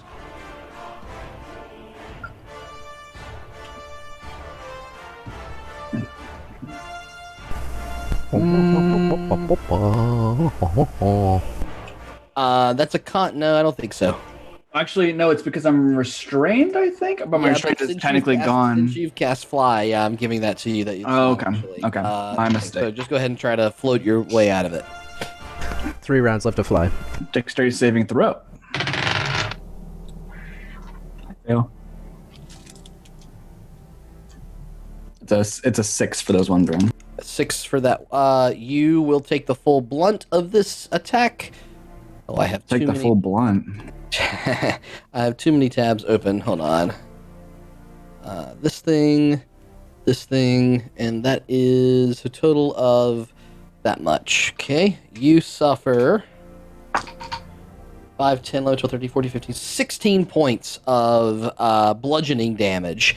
And because you're flying in the air and kind of floating instead of being knocked prone, I'm just going to say that like you are pushed another 20 feet up into the air with your fly spell around you as you kind of like, it's almost like shooting water at a balloon, and you kind of like float away up into the air as if helium were taking you. Okay. It is now Meena's turn. So Meena is going to growl and start bounding forward. And as she's moving forward, she's going to concentrate to do the heat metal as a bonus action. Okay. So that's 14 points of damage from heat metal, and then she's going to bite and claw at this big old genie. Okay, make those attacks. By the way, I don't know if you caught it while you were away, but your brother shifted into the form of a dire wolf. I did. In chat, I said, where's your pack, dire wolf? Nice. Or I think I said stupid wolf. 10 per bite, 20 for claws. This is our token, but this is one that's on this thing. I don't know what the fuck that is. Okay, sorry, what were the two totals? Is that from 10 for the bite. Misses? 20 for the claws. That hits. 12 points of slashing damage. So total of 26 points from Meena coming at this mother. Like Hercules? And then the heat animated metal. series? Okay. Anything else, Meena? I am growling and snarling and angry bear. Then again, you're up. 20 feet up. Yep. I will use 60 feet to go through bonus action to lift that flap as well. Mm-hmm. So I can enter into the space. Mm-hmm. How much movement would that give me left? So you get 60 feet of fly. That would be 20 feet to get through. You'd have 40 feet of movement flying left. And you're at the top of this tent, which is probably about... boy, I'm trying to think about, like, trapeze artist. How high do trapeze artists have to be? Like 50 feet in the air, probably?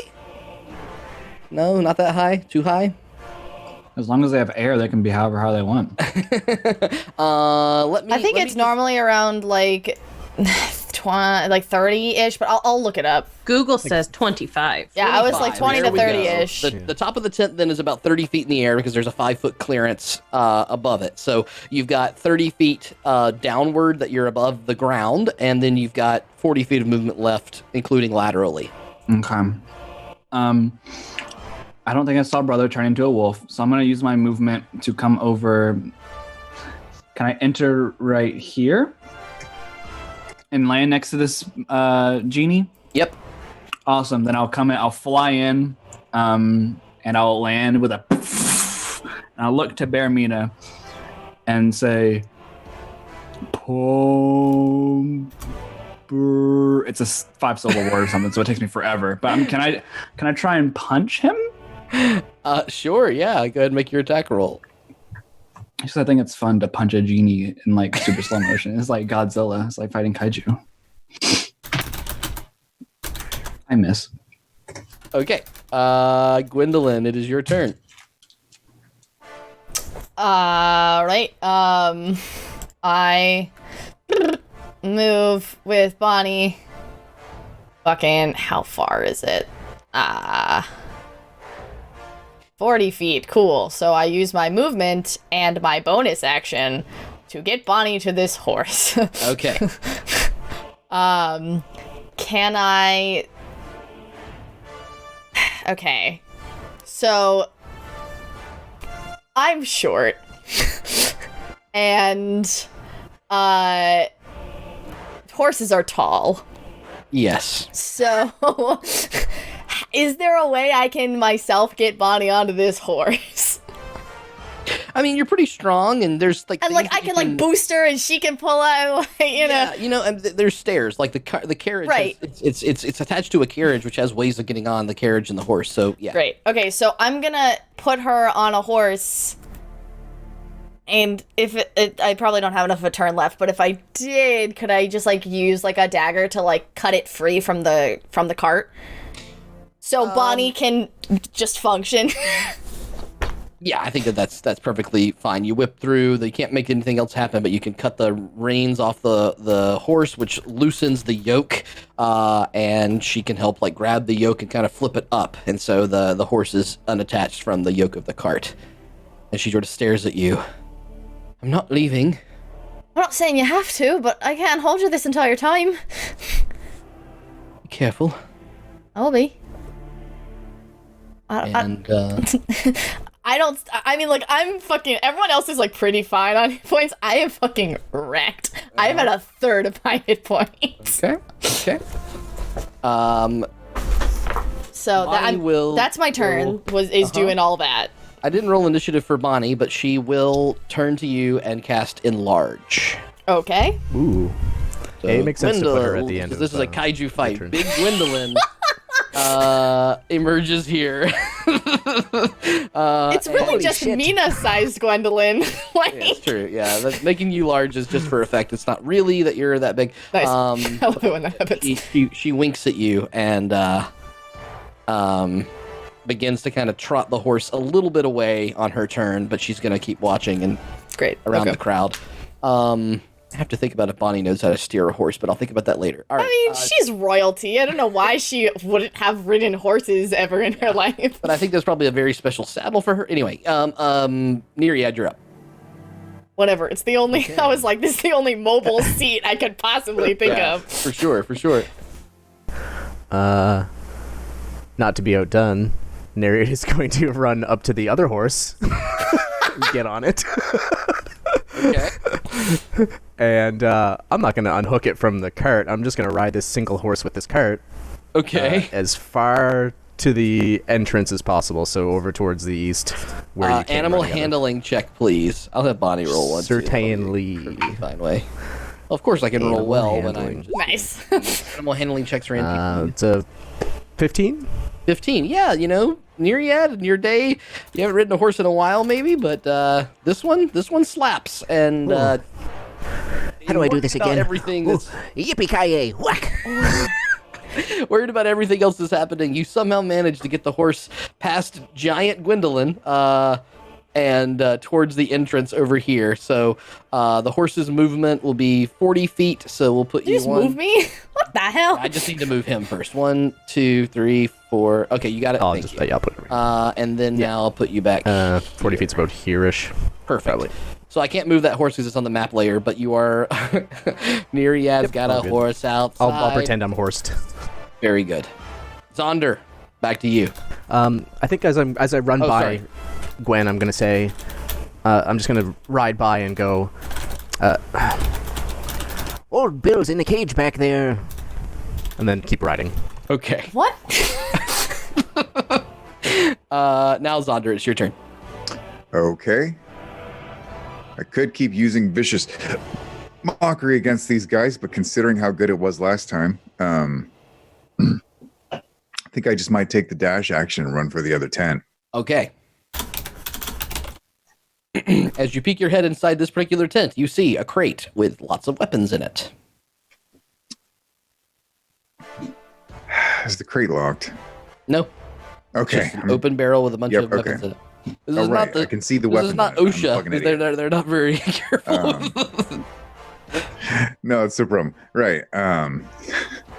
I'll dig. You know what? I'll dig around for mine, but I also want to see what else is in there. Make an investigation check. All right. Get a new magic bow that has spiders on it. Dirty 20. Whoa, that's a reward if I ever heard one. Okay, you do find that there is a small stiletto, very well crafted with a large gem on the hilt that someone has clearly decided to just toss away for right now. It is a beauty. Yoink. Very good. All right. I like so the build up for that. You're just like, I shall take.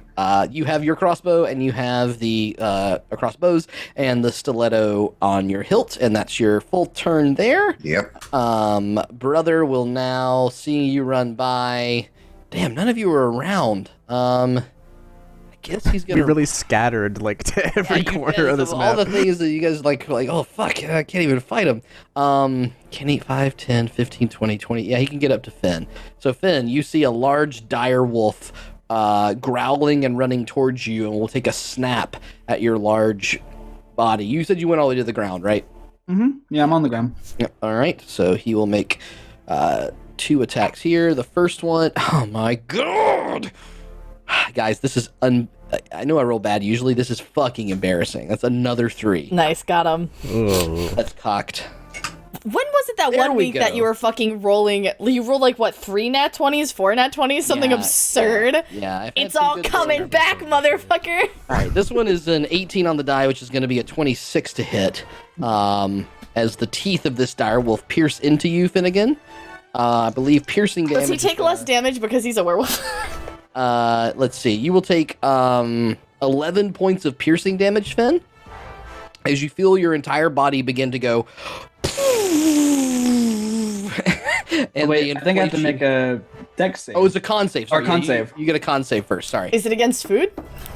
So, I did drink it. It's not against food, no. Is he considered food to So it's a con save 12. Okay, okay. Okay, so I'm rapidly becoming regular over the course of 2 rounds. Very good. All right, so a failed con save, and you do sort of feel your entire body kind of fart, and like a little leaky fart that lasts about 12 seconds. And you're starting to shrink down. So you'll probably revert to a medium height next round, and then you'll be back to your regular height after that point. Okay. The cultists are now going to take their action. Seeing that, I'm going to say that like 75% of the crowd has managed to disperse over the last couple rounds. One of them will keep just fucking slashing at random people. He's a vicious one.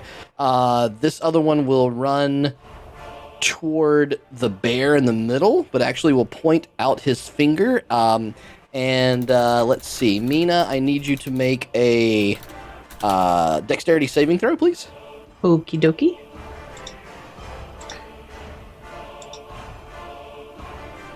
Hold on. Shoot. Polar bear's dex, okay. Is +0.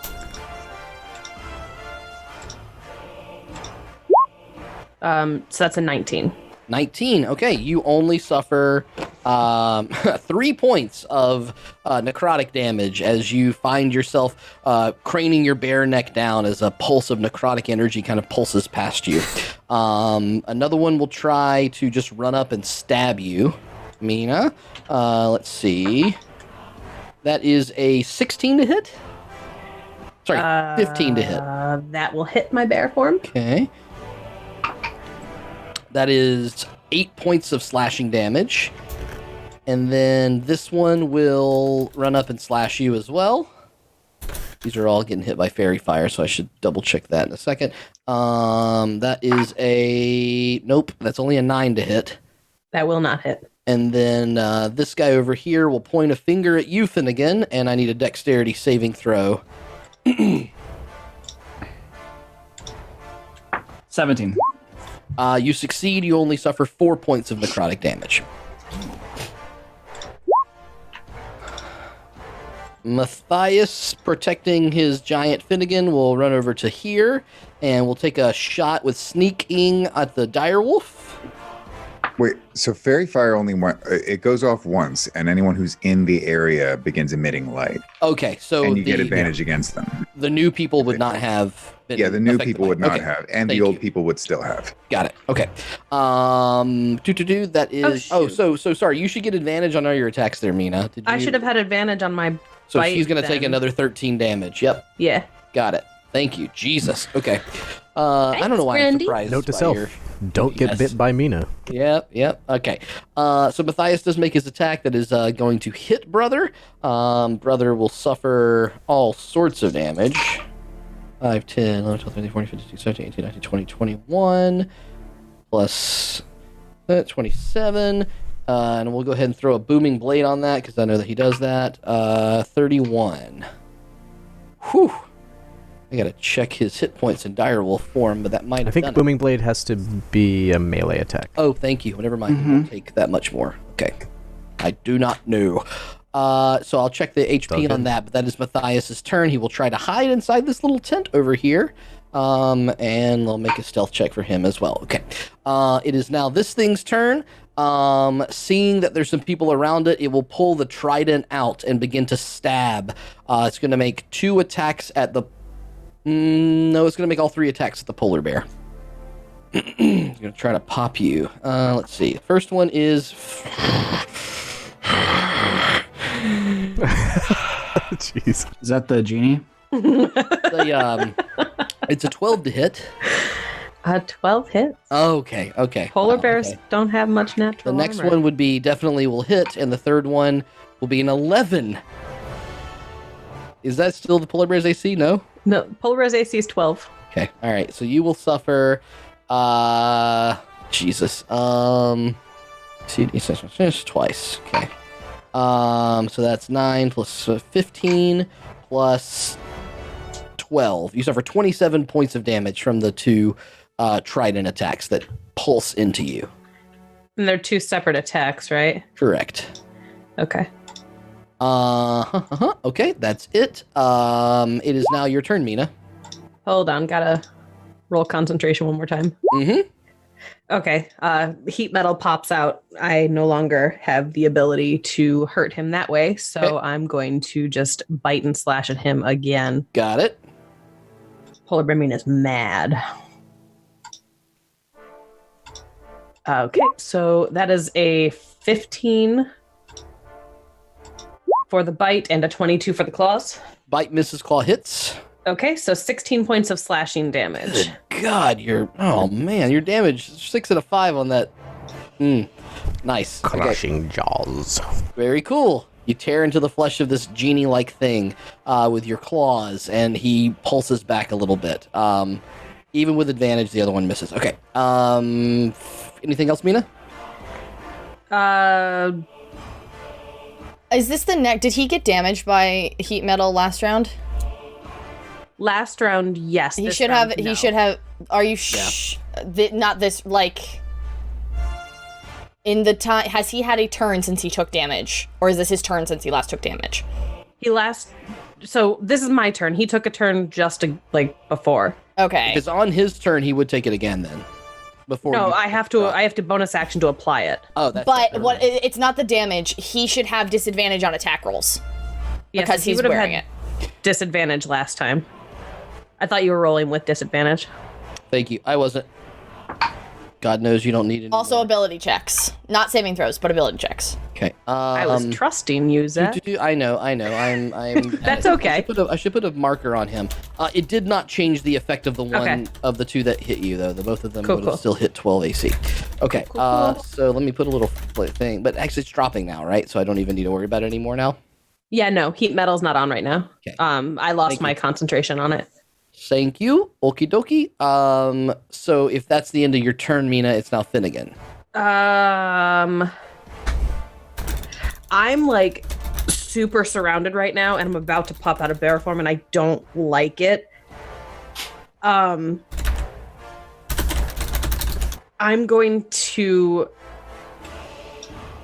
Can I do that as a bonus action? Hold on. As a bonus action, all right, I'm going to turn invisible with hidden step. I'm panicking, and it's something that I thought that I couldn't do unless I was at home, and I just out of nowhere tap into my instincts, and I just hidden step disappear. And no one's ever seen me do this before. Yeah, that. So people are gonna be like, "What the fuck just happened?" So I'm invisible, and I'm going to move myself around back. I'm not moving. I'm just going to be invisible Okay. because they would get opportunity attacks at disadvantage. disadvantage. Yeah, so now I'm just gonna stay there. But I'm invisible. Okie doke. Come at me, bros. Okay, so Finnegan, it is your turn. Okay. So I just checked the spell, and what Meena did doesn't negate that in any sense. So can I see Zaunder? Zaunder, are you out of the tent? Or are you still in the tent? I think it took my full action to don all my gear, pick Yes. it all back up. So I'm probably still in the tent. I don't think I can move out. Damn. Okay. And I can't see Matthias. Matthias also ran inside of a tent to hide. That bitch. Okay. In that case, I won't do it. I will pull out my staff of the adder, and I'll speak the command word, which is just, and it'll turn into a snake. Okay. The head of it, and I'll make an attack against brother. Okay. Zaunder, was he in the fairy fire whenever? Yes. Yeah, Was? brother was. Yes. Yep. Two people, brother and the genie. Okay, so do I still get that advantage with it or no? You should. He failed. Yeah. Okay. Failed the save.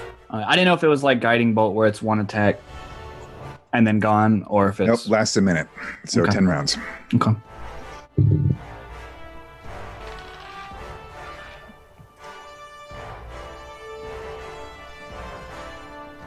14? Misses. Okay. So my snake will bite, and I will take a step. No, Meena's gone. I'll stay. Okay. And that's my turn. You begin to shrink more and more, almost back to your normal halfling size. Gwendolyn, you're up.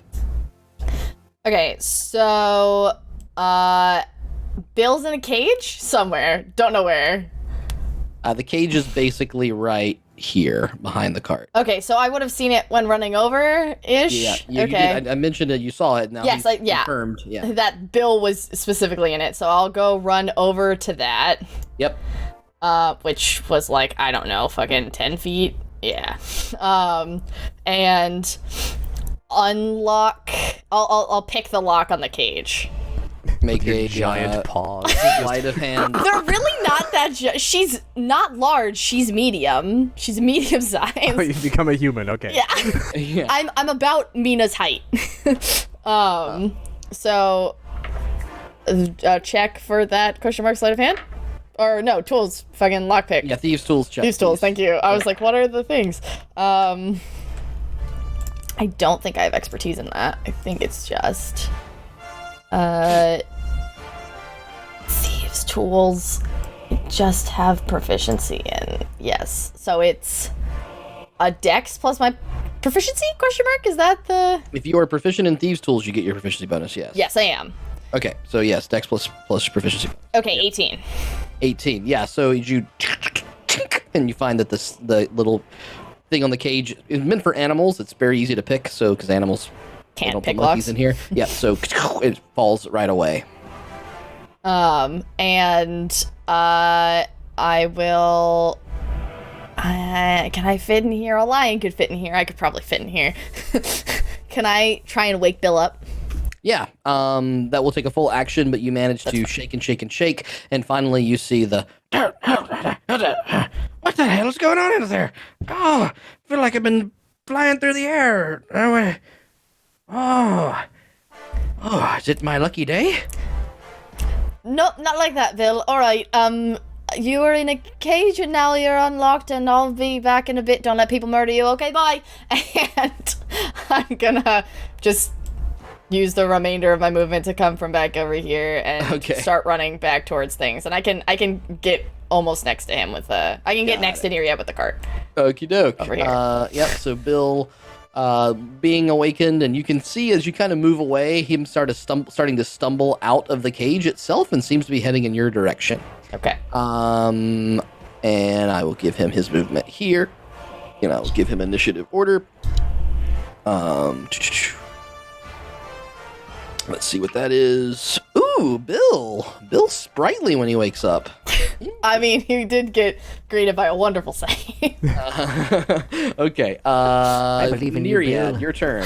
Fucking Bill. Okay. So, Neriad's still driving this cart. I'm going to continue driving the cart. What did you say the movement speed was? 40 40? feet for the horses, yes. Okay. I'll go there. Whoops.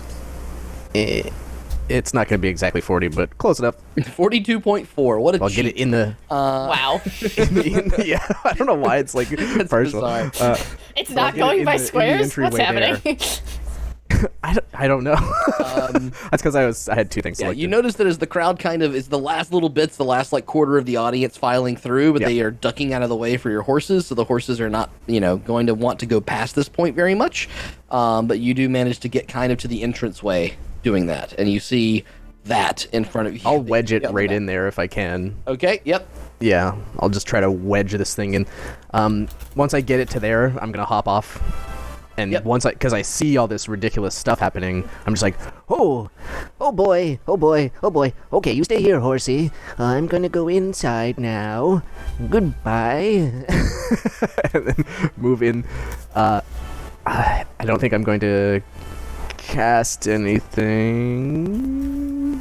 Oh my, I have a slot left. Mage armor. Bloop. Okay. So I'll put mage armor on. I cross my hands in front of my chest and activate it. Amazing. It didn't work. Hang on. There we go. There we go. Yep. Swirling around the multiple Neriads is indeed the magical arcane energy. Zaunder, equipped in the tent. What you doing? Fully equipped, I step confidently out of the tent. And then, I don't know, I guess I could, let's see, where do I go? How far do I go? I go this far. I'm a shooter brother. Okay. Oh, I need to double check. Meena looks upset. He'll be fine. He's a animal right now. All right. Oh, he's almost okay. Yeah. Let's see. That is sorry about that. A 21 to hit. Hits. All right.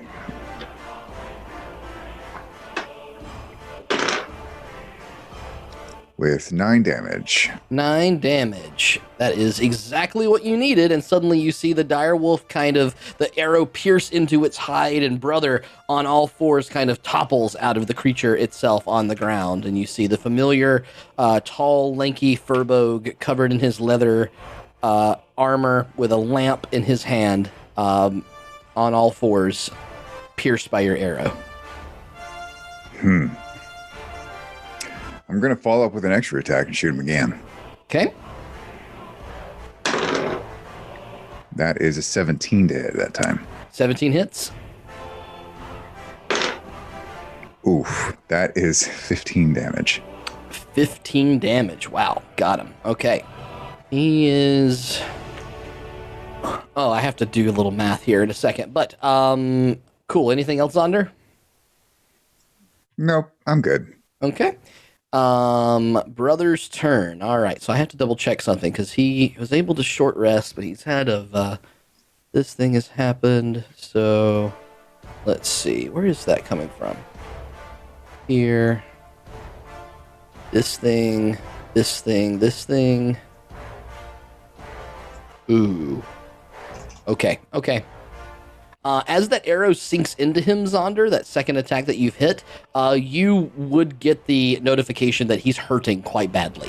He does not look particularly healthy, not like on death's door or anything, but he's taken quite a bit of damage over the course of the day, and he hurting real bad. Okay. Nice. Okay. He will turn on the ground, looking over at the genie, screams up to him, You're supposed to grant me a wish, right? I'm your master now. I wish that I wish that the army of the loon's descendants were all dead. The genie turns and spins and looks towards him. And in a familiar cackle, I could set up my voice changer, but I won't. He says, Unfortunately, my true master still lives. Brother, reeling backwards, not sure what to do, will try to heal himself with a bonus action on his turn. I will roll that, but it is now the turn of the cultists. Seeing that this creature did not obey very well, the two of them here, okay, this one's going to run towards Zaunder and Neriad. It's going to point a finger at you, Zaunder. Can I get a dex save, please? You sure can. Crowd is now dispersed, so this one's going to do the same thing. Dex save from you, 2 dex saves from you, Finnegan. 14. That is a failure. Damn.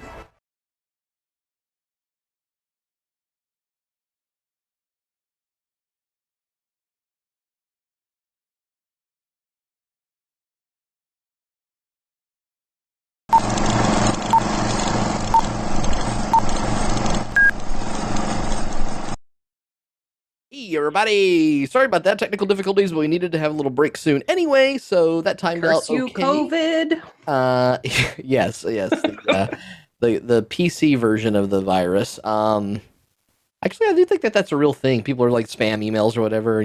That happened with other diseases and stuff too. Okay. Anyway, thank you. So we were in the middle of combat. Finnegan just fell to a few of these little bolts that were shot at him. Matthias is on his turn. I'm gonna throw. Wait! Finnegan died or he got knocked down? Yeah. Did you knock out before that? Did the stream see that? Oh, that's sad. No. Yeah. Finnegan got hit by a couple of these bolts. Oh geez, you didn't get to see. Oh, that's a real sad spoiler. Yeah, Finnegan, as he was quite literally deflating from his inflation potion, deflated all the way to the ground, having fallen because they have they've fallen away. Are you fucking with just us? hit 0, right? Really? Yeah. Yes. I mean, he's hit 0 hit points in his collapse. Okay. And now I want to put on different music because that one, after hearing it forever, got annoying. I think this one's probably fine. Yeah, that'll work. Okay. Was that the only thing that happened? The one that's very quiet, I have to do it. Yeah, so basically the little bolt shot from the cultists. Brother healed himself. Did you guys see that? Brother cast a spell to heal himself and tried to get...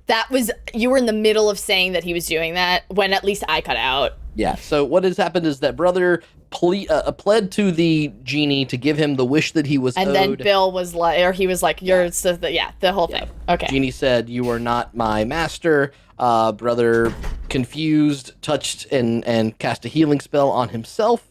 Finnegan was blasted by some cultists. Man, that was a bunch of actions by this cultist. Zaunder took a little damage. It was so I remembered you saying that you were attacking Zaunder, and that was the middle of that was when yeah. So the cultists went after Zaunder and Meena, and then Brother started to heal, and then Finnegan went down, and now it's Matthias's turn. So seeing Finnegan fall to the ground, now back to his regular size, Matthias will dart out of the tent and run straight up to Finnegan, right past Brother on the ground, and will take the healing potion that was given last time and dump it into Finnegan's mouth. So that'll be a move it, bonus action dash for the rogue, and then we'll dump a healing potion. You can roll that. I believe it's 2d4 plus 4. That's called paying it forward. And Finnegan, you are healed by whatever you want to roll there. And that'll be Matthias's full turn. The genie-like figure will turn towards seeing Matthias run out of the tent, and will make a couple strikes at Matthias, seeing that he's healing him. That's a hit. That's a hit. Matthias will suffer 9, 10, 11. Uncanny dodge. Thank you. 18, 24, so he'll take... Well, yeah, he does one of those halved, so he'll take a total of 19 damage to Matthias as the two tridents poke at the little mouse. He remembers sinking so many bolts into his neck before. And now this thing is going to think about... No, it's still a damn lamp. Okay, all right. Meena, it's back to your turn. So everybody's going to see, just out of nothing, pop into existence a snarling, like, angry polar bear, and she's just going to go straight for the genie again, biting and clawing and gnashing her teeth. Still in with rage. advantage. Although fairy fire concentration, yes? It is concentration. Do that. I did. I needed to make a check, didn't I? Yeah, you need to make a check. All right. What kind of check is that? Technically, you need to make more than one if you got hit more than once. Yeah, it's basically a con, and the DC is the damage you taken, or a minimum of 10. It's half the damage you take, or 10, whichever's higher. Then it would be 10, probably, I think. I only took 8. Yeah, you didn't take that much damage. So all right, 10. so it's a con save? Con save twice for... 2 con saves. 10 or higher for both. I got hit twice? I only remember getting hit once. I thought 2 of those hit you. 2 of them hit Finn, 1 hit you. You're right. It's just 1. Thank you. 21. 21. You're fine. Okay, so Fairy Fighter, you do get advantage on these attacks. You didn't even need them. 26 for the bite, 25 for the claws. Yeah, both of those definitely hit. And he will suffer 21 points of damage. Goes to this. Okay. Anything else, Meena? Meena is going to shoot. Mina's gonna hope that since she's there and a bear, that people just target her and not Finnegan. So she's going to turn from the genie and round on these 2 cultists and just start like baring her teeth at them and rear up on her hind legs so that she's like 12 feet tall. We're just gonna let baring her teeth go. We're just gonna let that happen. Just gonna. Grr. Okay. Bill will continue to run forward to basically here. Nope, not quite that far, about right there. And starts to peer into the tent. Finnegan, your turn. Okay. I'm not much I can do now. I'll just do I'll do a sacred flame on the man to my back left that I just pinged. Okay. So I whip around. I'm still on the ground. I'm not getting up for this. I'm on the ground and I spin, and as I like move my hand, silver flames like crack through the ground and snake up towards him. So he needs to make a DC 16. Fail. So that's 2d8. 8, 9, 10, 11 radiant damage. Okay. And then I'll stand up. Okay. And I'll stay where I am. Okay. Gwendolyn, you're up. Sorry, I need to remember what places I'm muted. Okay, so I am enlarged. I am at 15 hit points. I have released Bill. I'm going back in, I guess. Okay. Oh, shit, I didn't mean to do that. Release the Bill. So this is 40 feet. That's my movement. Mm-hmm. And I'm going to run to... Yeah, I'm going to run to here. Here. Mm-hmm. And I am going to use my whip on this guy. Inspired by the circus. And then you should use your nay. Stop. No, bad. That was gross and you should feel bad. So, yes, I do this and it is an attack. Good. +7. Okay. 18 to hit. Hits. Which, so if I'm proficient in it, does it count as a monk weapon? Is that the? We made the decision that you had found. Yes, that was a fine thing that you could do. Yeah. Okay, so then it's a D6, not a D4. And that's a 6. Plus 4, because I haven't attuned to that fucking thing yet. So that's 10 points of slashing damage. And then I think I can do it again, because it's a melee attack, technically. I just can't do flurry of blows unless I move closer. Right. So, I do it. That's cocked. I do another attack, and that's a 19 to hit. That hits. And this is a 7 points of slashing damage. And then I think, I'm pretty sure as a bonus action, I can do a thing where what is it under? I can do, like, at 30 feet, basically, I can send my punch out that far. But I don't know what the thing for that is, and I can't. Sounds like you're trying to do some monk shit. I am you, motherfucker. In addition, you can use a bonus action to increase the reach of your unarmed strikes by 30 feet until the end of your turn. So, cool. So I could do that, but that means that it wouldn't make sense because it's the end of my turn this turn. I would have to do it like next turn. So okay. I'm just not gonna do that this time. Okie doke. Stop Neriad. eating my mic. No. Neriad, you're up. All right. So I say to Zaunder, who's next to me, I'll move up one square. So I sidle up next to Zaunder. What in hell is going on in here? I don't know. Everyone's big. This is ridiculous. And I'm going to hold my hand back like this, like I'm going to karate chop somebody. And I'm going to whip my arm forward, and when I do it, I cast Lightning Lure, a spell I never used. Oh, nice. Finally we get it. Okay. It's a cantrip, so I don't need to worry about the spell slots that I've all spent. Yeah, so this lash of lightning energy whips from my arm and strikes at this cultist. And he has a strength save of 14. Okay. AC 14. Fail. All right, he takes... Are we level 4? Yeah. No, we're like level 7. Okay.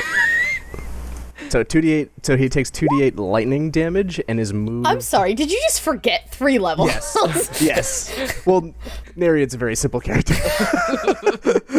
So this guy moves towards me. Oh, so you get that at level 5. So why was 4 the thing you thought? I don't know. Listen, logic is something I'm super good at. Yeah.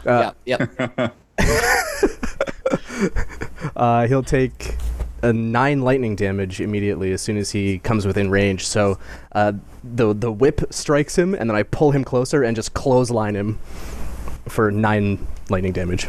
Yep. That's it. Nice. Yep. You feel the bone mass kind of crack as you flex on him in the Neriad lightning kind of way. Proton jumps to Zaunder's shoulders. Okay. Zaunder, you're up. Proton's on my shoulders. Has that ever happened before? I don't know. Maybe. I don't First think time so. for everything. Whoa. Hey. Hits your face. Yeah. I'm going to take my crossbow and shoot this guy in front of me. Okay. I see you designed your mask in honor of your future face. He says, with an 18. Fucking straight savage. Yeah, it hits.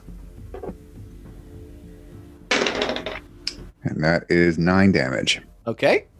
And then I'm going to extra attack. Yep. 21 with 11 damage.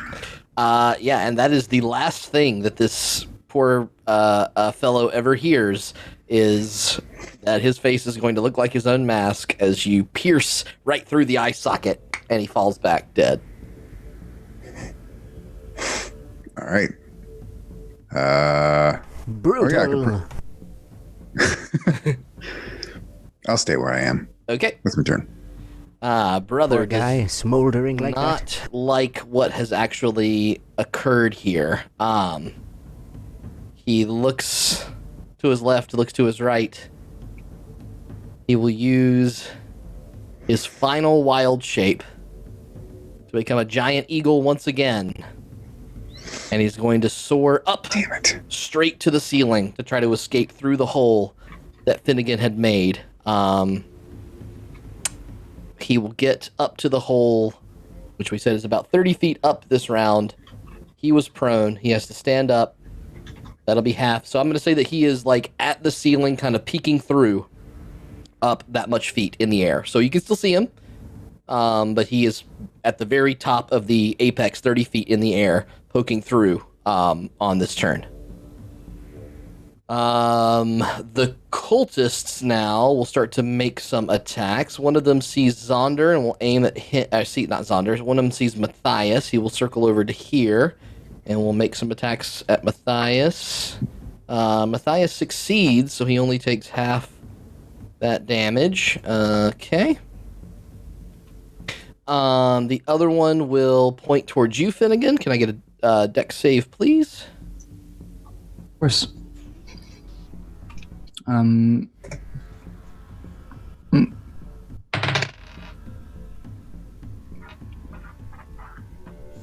5. You suffer. Oh my god! Minimum 6 points of necrotic damage. Roll like shit for damage. He is going to take a position near this tent to try to hide if he needs to. Actually, he will get inside of it. And then this one will take a shot at you, Neriad. No, Giant Gwen is what this one's going to take a shot at, seeing you. Shoot at her, she's huge. Thinking the giant thing. Sorry, I need a dex save from you. Shoot at her, she's medium-sized. Sorry, there are 2. Sorry, I should have added an extra d4 to both those attacks. Because I'm enlarged, because I forgot about that. So that's an extra 1 damage and another extra 1 damage. So an extra 2 damage to that one guy. Awesome. Now I need a dex save from you. Okay. I can't read that. That's impossible. Oh god, there's too many animals. This is chaos. Dex save 15. That is you would take a total of 7, 8, 9, 10, 11 points of necrotic damage. Okay. Oop, I'm sorry. That is all of the cultists. Matthias will, seeing that you're doing okay, Finnegan, he'll stare up at this giant genie. He's not in melee, barely, so he will run into the tent to hide. And then poke his head out and try to fire. He hits, of course. Boy, this is so interesting to play. Oh my god, so much. 12, 15, 19, 19, 20, 21, 22, 24, 25 points of sneak attack damage on this thing. Okay, it is now this thing's turn. It will... Biggest threat is Matthias. Matthias just poked its head out. It can see me. It can see you now. You're not invisible anymore. It sees the eagle flying up to the sky. Sees Zaunder and Neriad over there. Yeah, I think it thinks it can probably take you out with one more. So it's going to make a trident attack against you, Meena, and then see if that takes you out, whether it takes another one. Okay. It fucking whiffs. Well, no, sorry. Actually, your bear AC. That's a 12 to hit. My AC is 12. Yeah. Okay. So you suffer 16 points of piercing damage. Okay. You see the trident stab into her, and her form goes from the bear, which was standing on its haunches, to Meena standing. So now Meena's just growling. Yes, and then seeing that you're weakened, it actually is going to follow up on that attack too. That is going to be a 18 to hit. 18 will hit me. That will be 14 points of piercing damage. Okay. It is now your turn, Meena. Meena is going to spin around at the genie that just hurt her, raise her arms up and call out, "Saloon, grant me your light!" And she's going to cast Moonbeam at 3rd level. Okay. So DC 16 con save. Fails. 17 points of radiant damage. And where's this hole? Is it like exactly where brother is, or is it over? Basically, okay. Yeah. Finn kind of plowed through it on his way through, so it's almost straight up from that area. Yep. Replacing Bear with Meena, and yep, you do that. The moonbeam centered on him pierces. You see him howl and crack, and you do see that he seems to be quite damaged and hurt from what's gone on. Anything else, Meena? That is all, because I have next to nothing for bonus actions. Okay. At this point, Bill rushes into the arena, sees his worst nightmare come to life once again, and says, "I should have done this a long time ago." He points his finger towards the creature, and you see a tremendous shining white light, almost like Meena's moonbeam, and it amplifies itself almost fivefold as the energy pulsing down from the top of the tent, coming directly from the moon itself, just starts hammering into the creature. And you see this genie bludgeoned with radiant damage to a bloody pulp as it falls backwards to the ground. And as it hits the ground, a giant mix of water splatters across the entire arena, and it is gone. I fall on my butt and go prone.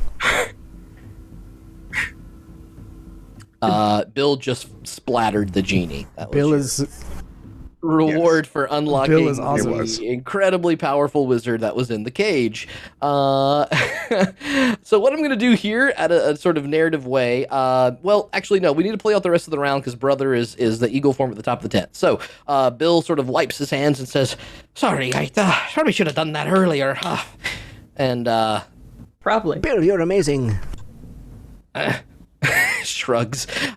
Finnegan, it is your turn. You see the giant thing looming in front of you, feeling on your last legs, just burst into a pile of water on the ground. And as the pulsing radiant energy opens up and the moon shining down from Sulyun casts itself across the tent. Okay. I will. Hold on, I need to see. Oh, it doesn't really matter. I can do whatever order. I'll run up to this man in the back. So I'll run away from the genie, and during that run, I should be able to. I will throw a healing word to Gwen. Okay. For minimum healing, so 6 healing. Gwen, you feel your brother's words heal you for 6 points of damage. Anything else, Finn? No, I think that's it. Gwen, you're up. Thank you, Postal. Okay, sorry. I feel very gross. I just had a lot of water. What the fuck? There was a whole other thing going on during that. Dory gets the water. Stop. What just happened? Anyway, I am here. This guy's still alive? He is. Okay, I go up to him. I will stab him with the knife. Yeah, hold off on your rolling and stuff yet. I'm going to try to move this a little bit quicker because the major threat is gone. So you're going to take that guy. Okay, Neriad, what would your impulse be to do in this moment? Yeah, I'm just going to hit this dude. Yeah. Okay. That's my move. I can't do anything about flying people. Run up to this dude. Okay. Grab him with both hands and shocking grasp to the ground. Probably. Zaunder, that's my favorite finishing move. Yeah, very nice. Zaunder, what would you do in this moment? I'm going to look up. He quickly drops the crossbow, takes his Vajan Do, and starts playing a lullaby. The sounds echoing up to where the eagle is as he casts sleep. Okay, here we go. I'm going to roll 5d8. Yep, and I need to look up what this thing's HP is. All right. 1, 4 plus 6 plus 3. Wait, 4 plus 6 plus 3? So 3 13. Plus 7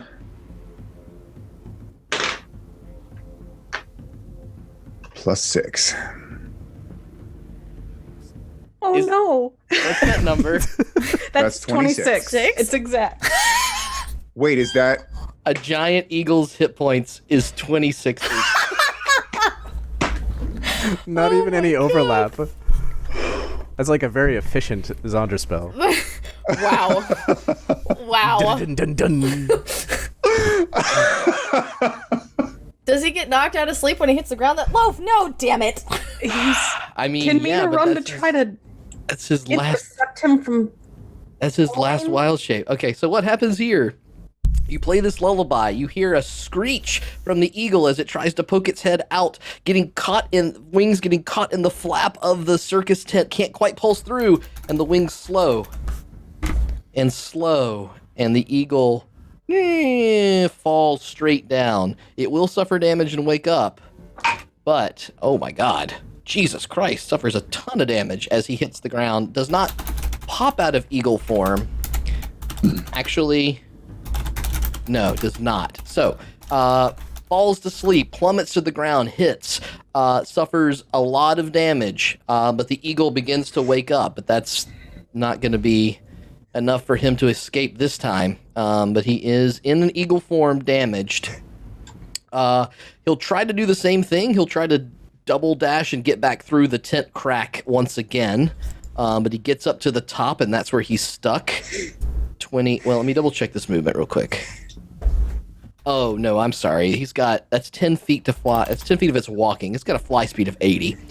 Yeah, eagles are pretty fast. Flying is fast. So, he is going to turn into a giant speed ray and bolts itself through the flaps of the tent and sails away. Almost.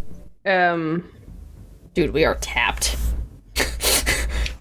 How is he straight up through the hole?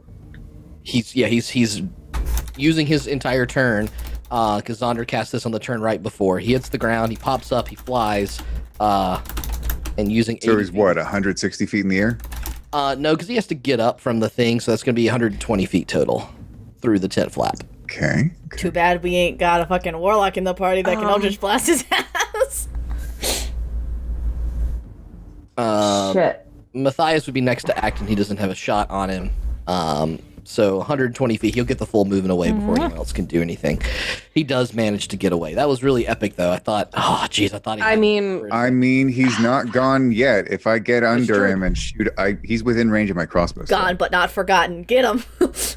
Okay, yeah. I mean, he's going to get Mina's half going to cover run right under the hole on my next turn. Okay, yep. I'm going to move the moonbeam right behind the eagle. Okay. As if it's right out of my range. Okay, I don't quite understand what you're It's not out of my range. I moonbeam's 120 feet. I could reach it. Oh, but you're okay. But I'm purposefully getting myself directly under the hole, missing with the moonbeam. Okay. And I will prevent anyone else from firing at him because it's pointless because he's too far away. I'm too busy shocking this cultist to death. Yeah, I got some other priorities here. Stop moving. Now, it hasn't been 10 rounds since I cast that fairy fire, has it? No. I can still see him shining in the distance. You can. Get him. Knock him down. Get him. Zaunder, he's too far away. You can't hit him from this far. Inside Oh, I can. No, you can't. He's too far away. It'll hurt you. It'll hurt him. All right. Does anybody do anything? Is there anything else to do right now? Or this is it. I mean, I'm giving you the free actions to finish off these cultists because they're not challenging in the slightest. But I want this. I'm just trying to let you guys play the story out here, how it works. All right. Are you taking those shots? The advantage should cancel out the disadvantage, so it should be a straight shot, right? That's correct. Get him. Oh boy. Entangle shot? Question mark. I'm sorry. That's a 23. That hits. No. I'm sorry. Look at the little excited feet. I'm sorry. And that is 12 damage. Okay. His eagle form Everyone's falling out of the sky today. dissipates as brother, trying to flap his arms, falls 120 feet to the ground. As soon as he gets within range, I cast Healing Word at 3rd level. Rip. That's 30 feet. No, it's 60 feet. Is it 60? 500 feet It's in 60 around. feet.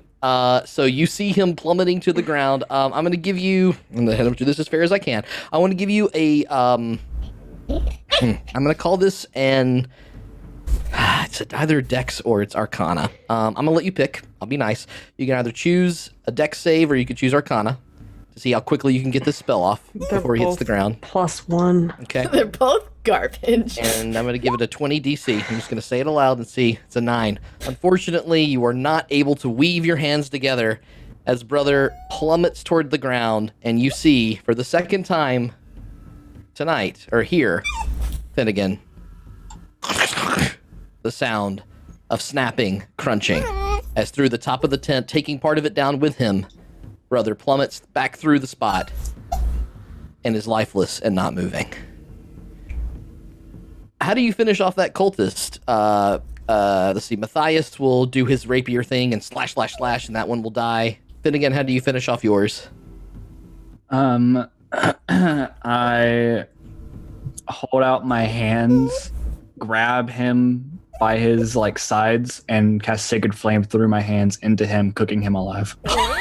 Jesus Christ. Baller. Okay. And then So Gwendolyn, his eyes light up from the inside. Yeah, it kind of melts, his eye sockets kind of melt through as the holy energy pulses through. Gwendolyn, how do you finish that one? I kind of, as I'm walking up, I whip him around the throat and pull him in really close to me. Uh-huh. And just I punch him so he kind of rebounds, and then I pull him back with a whip again. I punch him again. Okay. And then just let him fall down to the ground. Falls and teeters to the ground, just as shocking grasp from Neriad fills the whole place with the ozone smell of lightning as shocks another one to the ground. And everyone, the Cult of Rebirth is fucking gone. Fucking gone. We talk about the fact that at one point, Zach, when we switched from season 1 to season 2, Zach was like, I think that the finale will probably be something to do with the Cult of Rebirth, and I'm like, you don't see anyone else moving. Everyone else has escaped the tent. Bill goes back over towards this lantern and takes his boot up and smashes it down on the broken lantern on the ground. Brother's body is incredibly bludgeoned, broken, and badgered on the ground. All right. Well, you don't have to. Mina's fucking folded like a pretzel, right that boy. next to brother. She ran over as soon as he fell, and she's repeatedly trying to cast Healing Word on his dead body. No. Give me 1 second to calculate some He math. literally wished that everyone in this party basically was dead. He did, though, yeah. Including probably himself. I know there's a certain part if it's over this amount of, for every 10 feet it fell, that's what I knew. So max 20 damage. And what max 20 d6 is the max. So I'm going to roll this online. No, do it physically, just so we know that it's real. yeah, just so we feel the I can weight take of a every die screenshot roll. of this. Okay. Did he insta die on the hit? Because he had a lot of hit points, didn't he? Oh, my voice. I don't know what that was. Meena, as you lean over and cast your healing word towards your brother, there's a long moment where it seems impossible. His body bludgeoned, crumpled, facing all sorts of different directions. And you do see his joints begin to move and parts of his bones crumple back together and his body kind of realign. I hate it.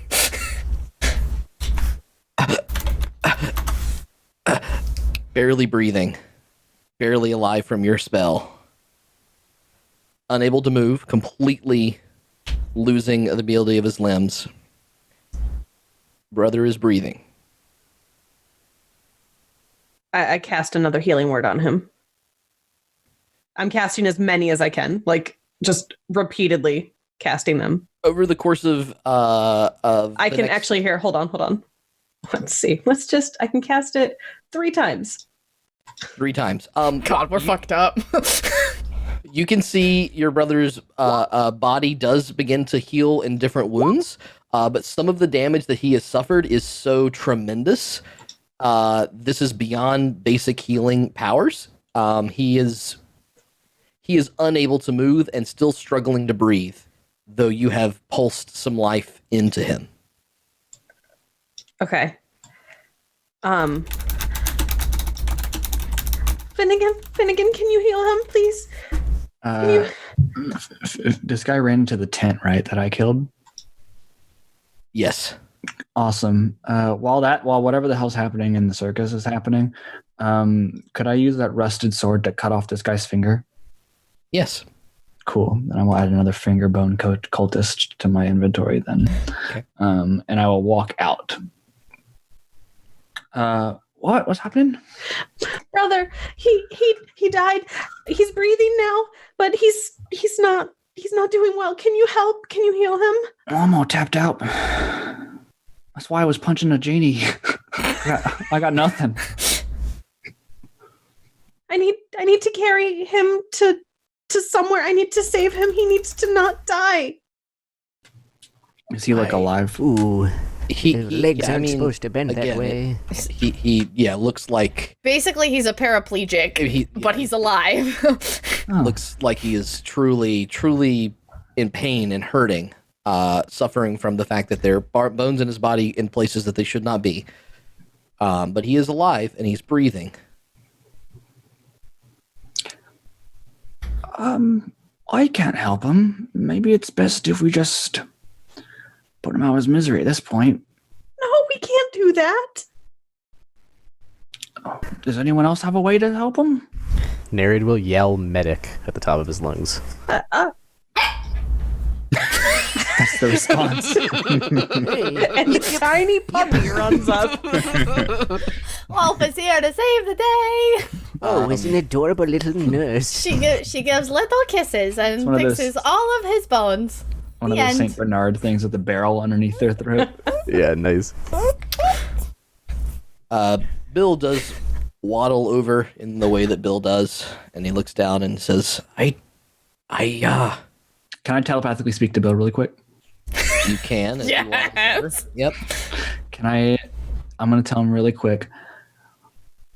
He tried to kill you and everyone in this circus. That's all I'm going to say.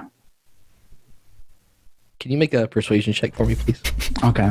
I don't know if I was being persuasive with that, though. I still want you to roll the die. Sneaky. I will interpret it as I need to. I just need to know what the dice is. Okay. I think it's important that he knows what this man was about to do to him. Yeah.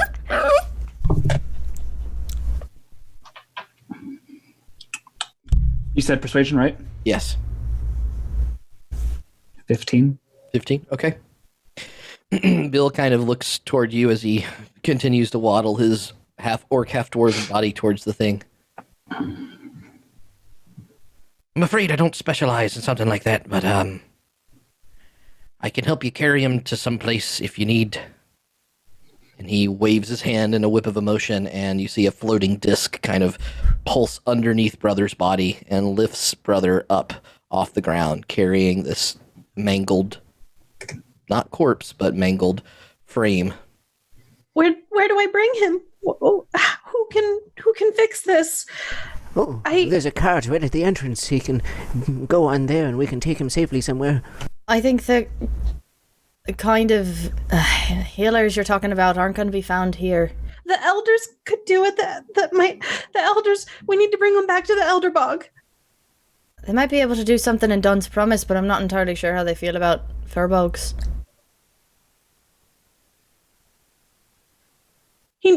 He needs to go back to the Elder Bog. He didn't set the fire. He doesn't need to be exiled anymore. He needs... Do your elders know that, Meena? Do they care? It doesn't matter. They'll take care of him. He made a baby. They'll take care of him. They'll bring him back. He can make babies. He what? He told me that he had gotten someone pregnant. Gwen? No, definitely not. Never. Nope. But unless he was disguised as someone. Did he say, Meena? Did he say where or when or where was he? Do you remember? He made the baby? Oh, where was the woman he made the baby with, Meena? He didn't tell us where it was, but he said it was a drow woman. Oh my fucking god. Was it under a full moon? He didn't say that either. I don't know. It doesn't matter. He's about to die. He's not going to be able to live the rest of his life. He has a child that's coming, and the child will never know its father, and I'll never know my brother again. Meena, it seems like to me your brother was a piece of shit anyway. Come on, giant Gwendolyn. Pick him up and put him on the cart. Fine. Zaunder notably has been silent throughout all of this. I will help in whatever way I can for the remainder of the minute that I have this enlargement on. Were you in the middle? I'm so sorry. It's okay. No, you go. I'm so sorry. No, it's fine. Go ahead. I'm done. Go. Zaunder has been notably silent during all of this. Yeah. I thought that was the end of your sentence. That is my bad. I feel bad. No. He folded up his crossbow and put it on his back and has been avoiding meeting Meena's eyes. Is all I was going to say.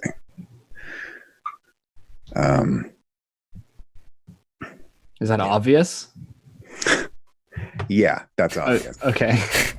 Then I will telepathically speak to Zaunder.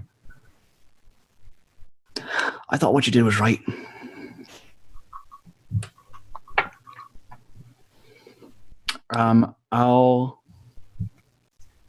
Fuck it. I'll go around to like two other cultists and I'll cut their fingers off with a sword. I need two more.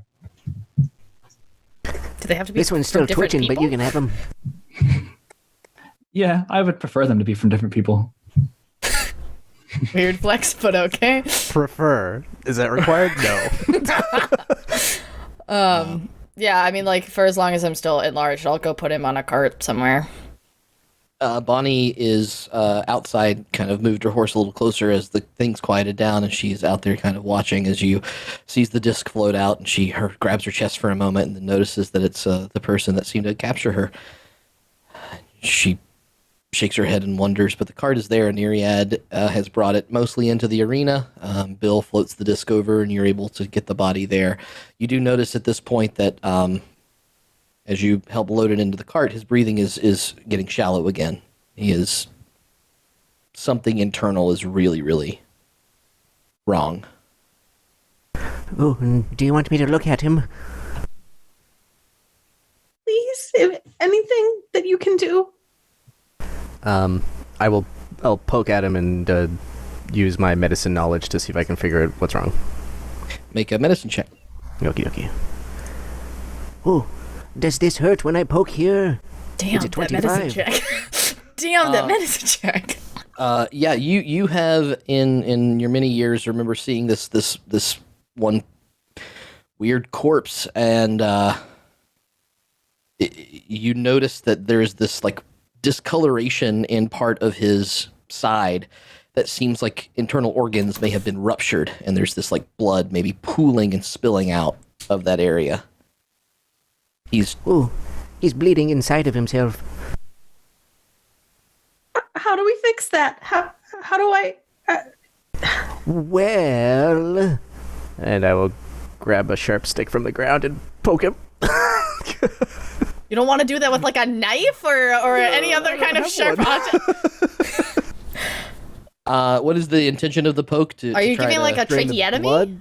Yeah, just drain the blood from the internal cavity, I suppose. I don't know if this is what you are supposed to do. I wouldn't recommend doing this to anyone. You're normally only supposed to do that tracheotomy if they're like choking. Yeah, he doesn't seem to be choking in anything, but as you sort of puncture, you do see that there is this pool of blood that's kind of pulsing and spilling. It is incredibly dark, the color of like vital organ kind of things that are happening. In this moment, he Yep, gotta hurry.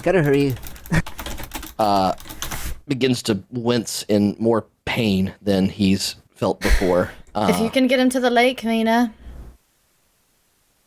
What would the lake do? The magic fucking waters, that place.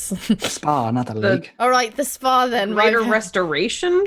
I mean, it's fucking better than nothing. You can't keep casting magical healing spells on him. Nerd runs around to the front of the cart and jumps How far away is to that? the horse. Who knows? Very far away. Can you see, like... Meena's gonna hop on the cart next to her brother. Whoop, move it or lose it. Yeah. Neriad begins to whip the cart into action. Bill does hop aboard as well.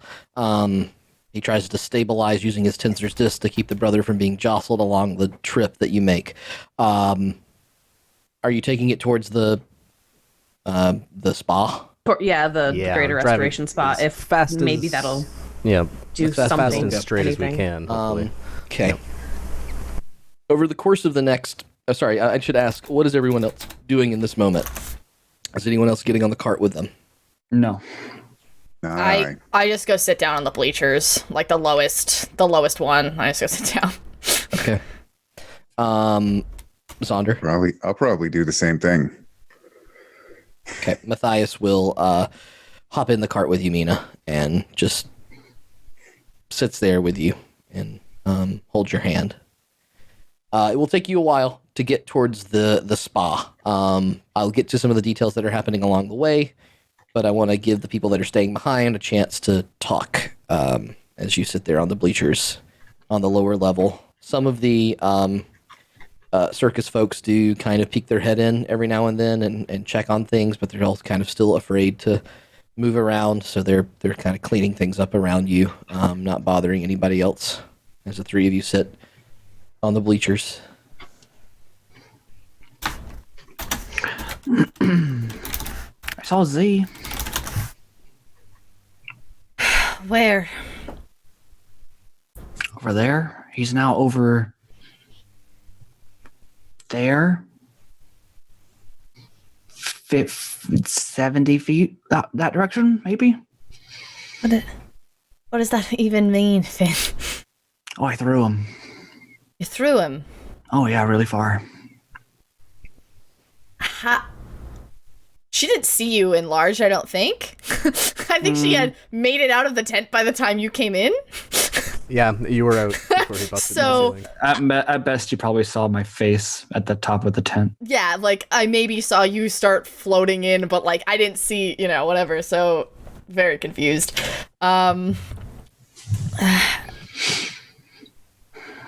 I don't even know what to do with that information, Finn.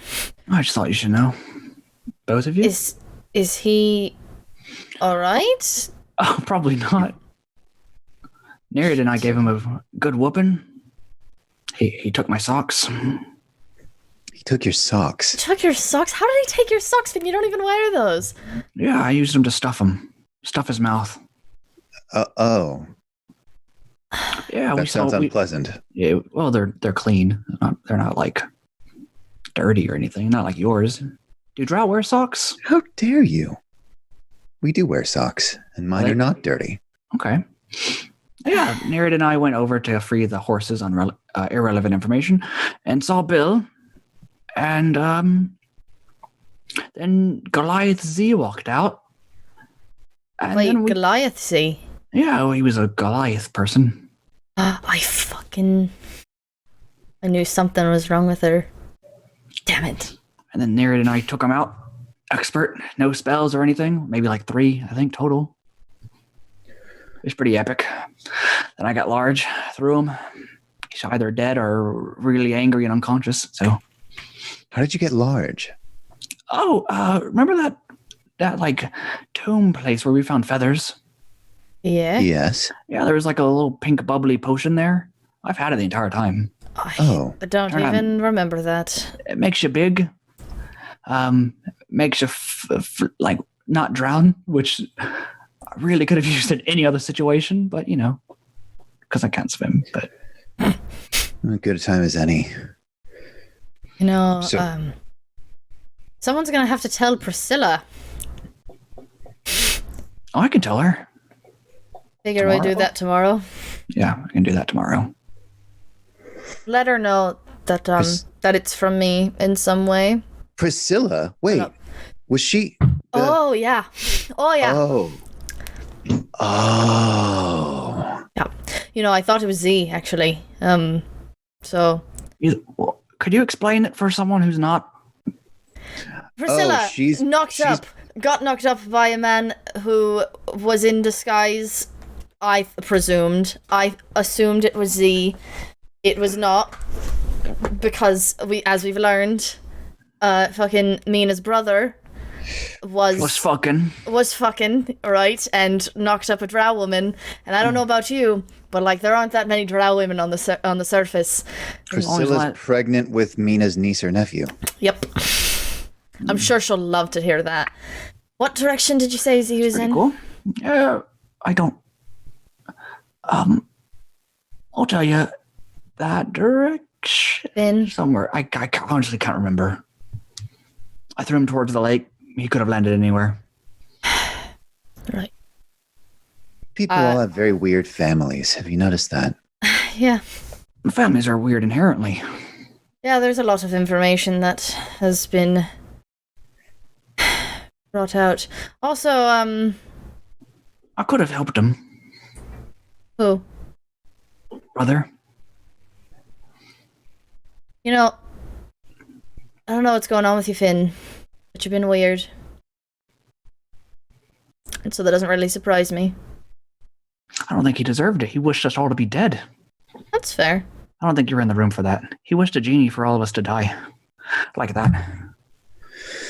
Yep. That doesn't surprise me at all. Not blaming you. Just saying. It's not like you. If I disagreed with you, I wouldn't have shot him. Do you think Meena's gonna hate me? Probably. I'd hate you if you shot Gwen. That's reasonable. She doesn't know her brother. She hasn't known him for 15 years. True. Brother's a shithead. Facts. Straight facts.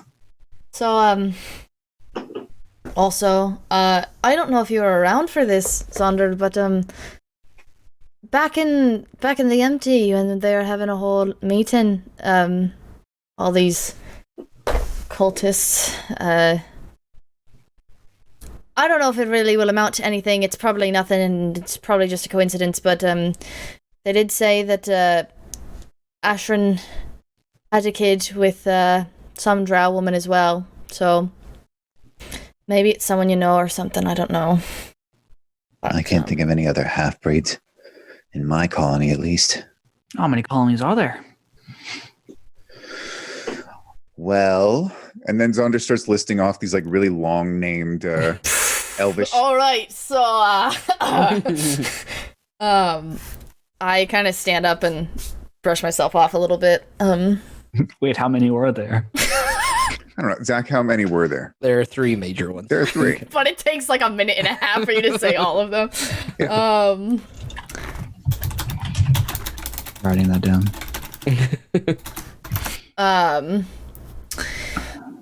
Yeah, so I kind of brush myself off and I look at everyone and I'm like, well, I'm not entirely sure where we're sleeping tonight. I'm sure people at the circus would let us stay here with them.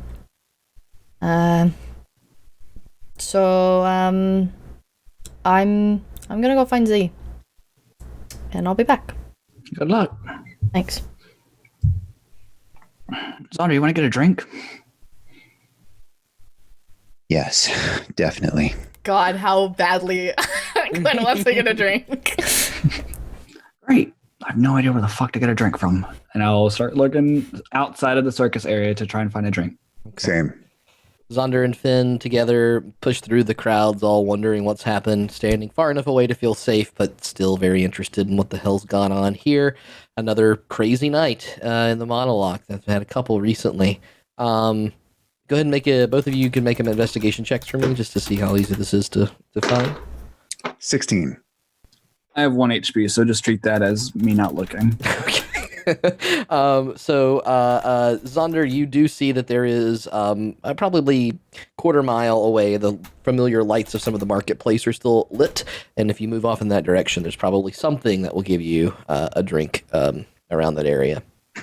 All right. Gwen, go ahead and make an investigation check. I'm going to cut away to the other scene, but I'm curious how hard it is for you to find this. Ooh, dirty 20. Okay. Following some vague directions that Finn did, you feel... Do you want me to switch to not the map also? Yeah, you can go to the not the map can. That's great to do now as you march off into the dark with your goggles on in the direction that Finn... that's such a cool transition. Sorry. In the direction that Finn went. It takes at the speed of a horse trying to pull a cart by itself. That's usually 2 horses. It's not that much faster than just everybody running, but you do get a little bit of pace here. But it does take probably 20 to 25 minutes of riding at full pace to get from this place to maybe not quite that, 15 minutes I would say, to get to the hot springs, where you know the greater restoration to be cast. Brother, over the next couple minutes, does go. His eyes kind of look up to you, Meena. There's a worry and apology and. It's gonna be okay. We're gonna get you to the springs. Everything's gonna be okay. He keeps, and his eyes kind of move back, and you hear just a slight thing in the speech of your people, the giant speak that you're used to hearing. You hear the word sister as he falls and lulls back and goes unconscious once more. Neriad, can you drive the cart any faster? Oh, okie dokie. I'm gonna shock this horse in the butt. You get a little extra oomph from the horse as it maybe cuts a couple minutes off your time. The cart skirts into a halt. Bill is unsure what to do, but he's got the disc floating and looks to each of you. He recasts it if he needs to. I'll drive it directly into the spring if I can get the cart in there. The horse does buck up at the end. It does not want to go off the rails and into this actual spring itself, but you are very, very close. The cart pulls over to the side. Bill hovers it over and looks at you. Meena's gonna get her arms under her brother and lift him up and basically just like plow into the hot springs with him. You jump into the hot springs. You submerge him as best you can, and you push him beneath the wonderful, like, soothing energy. So incredibly ironic that you're feeling as the lake immerses around your entire person yourself. And you try to wait for him to kind of push up. And he stays beneath the water. I'm gonna lift his head over the water level. Put your hand beneath his head and cradle it, picking him out of the water slightly. Is he breathing? He is not. I'm going to push him under the water again. Submerges down. You wait, trying to get that bubble, that air to come through. He's getting heavier as the water seeps into him. Please. Please. Brother. Try to lift, and finally his head kind of curls up above the water again. You see his hair matted against his face. His eyes still closed. He's still not breathing. I'm gonna crying carry him out of the pool. Lay him back down on the cart. And then I'm going to go over to my bag and pull out my last bottle of Moonbeam and then a bottle that Destiny had given to me. And I'm going to unstopper the bottle and put 4 drops of this potion into the last of this Moonbeam. I'm going to stopper the bottle back up, put the Moonbeam back inside of my bag, close Brother's eyes. I'm sorry I couldn't save you.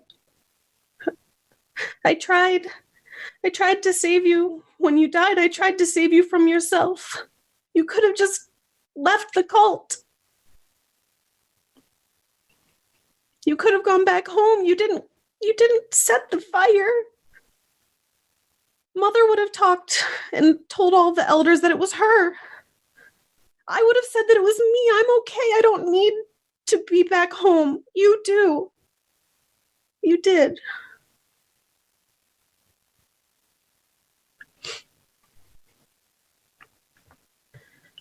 I'll find my niece or nephew someday and I'll take care of them.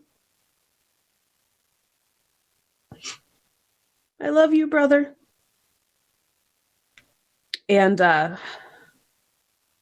she's going to stand up and she's going to walk to the menagerie. She's not going to say anything to Matthias or to Neriad.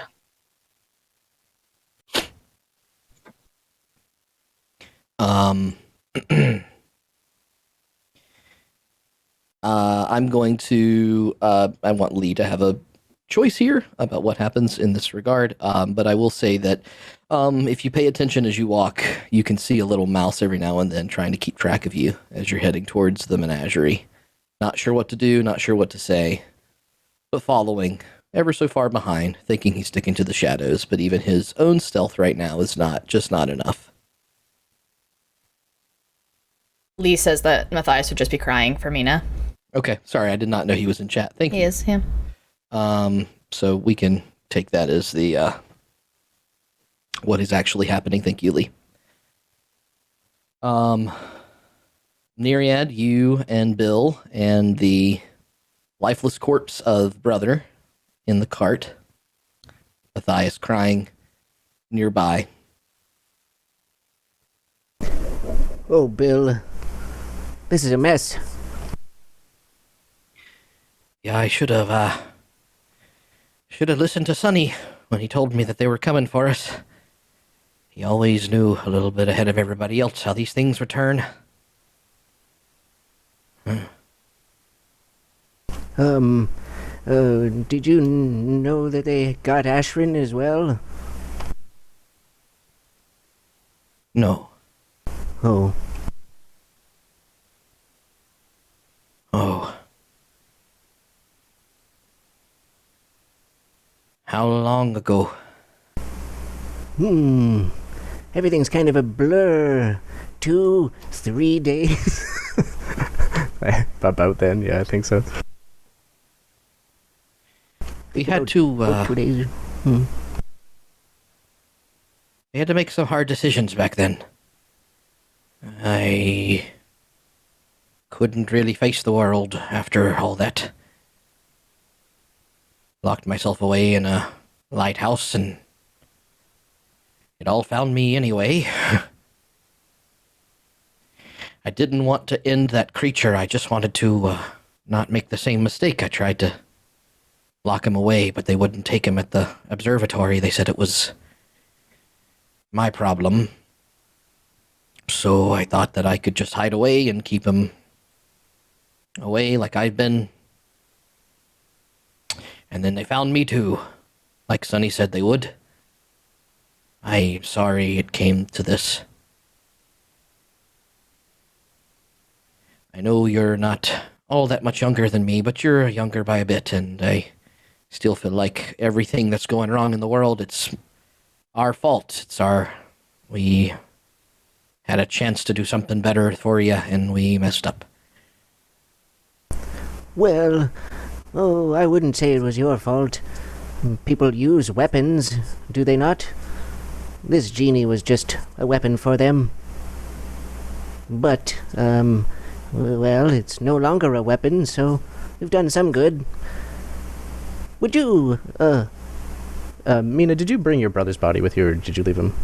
You left him His there. body's still there. Oh, would you help me, move him to the cart, please? I did say I put him on the cart, though. Oh, you did? Okay, Yeah, I put him on the cart. I closed his eyes. Yep. Well, Bill, I'm going to find the others. You wouldn't, keep an eye on that young lady, would you? Oh, the one that went running off? Yes. Sure, yeah, I can make sure she's safe. Okay. Well, take care, Bill. And I'm going to jump onto the horse and drive towards the circus. Okay. Make an animal handling check. The horse is not happy with you. No, he's not. Let's see. Give him a little extra shock. Come on, horsey. What's your name, horsey? Apparently, Lee also cuts off one of Brother's fingers for Finn. That's almost perfect. So that's... He said he was joking, but also, was he? Okay. 13 animal handling. It's hard to know the tone. No. I appreciate the thought. I'm going to say, take the joking. He's joking. He's just sitting there crying in the back of the cart with Neriad. What was the total animal handling? It was a 13. A 13, yeah. Come So on, it Lucy. takes you Come a on. little while to get this horse to obey you once again. Maybe you splash a little water on him from the hot spring and get him to calm down. And you do eventually get the cart moving in the right direction back towards everything else that's happening. Bill begins to fly off. He casts fly on himself and kind of hovers behind Meena. So instead of Matthias following, it is Bill that's gonna just kind of float behind you for a while, but is just kind of watching over you. Gwen, as you look through the darkness, trying to find things in the mess of people, you do see a small crowd of people has kind of created a little circle around something over them, holding their hands and shaking their heads and wondering what's gone on. Push your way through the crowd a bit. And there is, in a similar fashion, mangled and torn, a lump to the ground, covered in dirt, Z. I'm assuming Lifeless. he's not breathing. Yeah.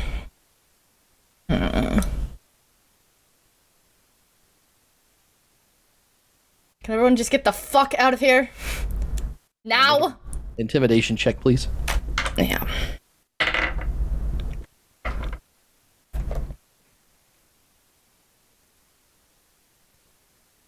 Intimidation. 19. You clear the place pretty quickly. There are a couple that are gonna keep an eye on you from a distance. They're not quite scared, but they're back. There's a big wave of people that just move away from you.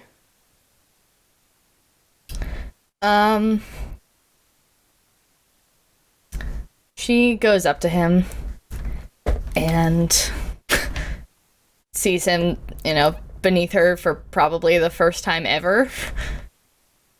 And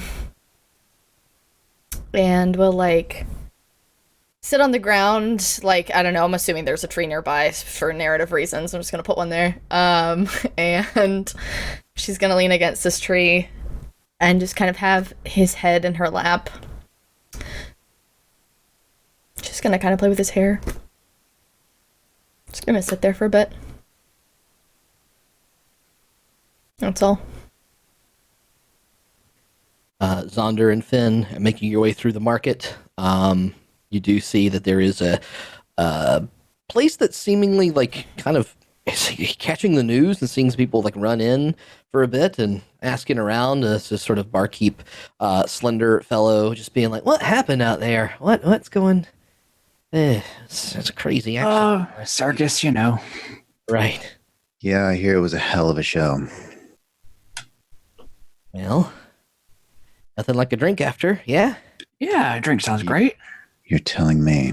I think whatever's hardest for my friend here, and then something light for me. Sure. Whatever it takes, I'll drop whatever money he needs or requires. Yeah, Zaunder drops some too for the. Cool. Yeah, mark off just Grendy.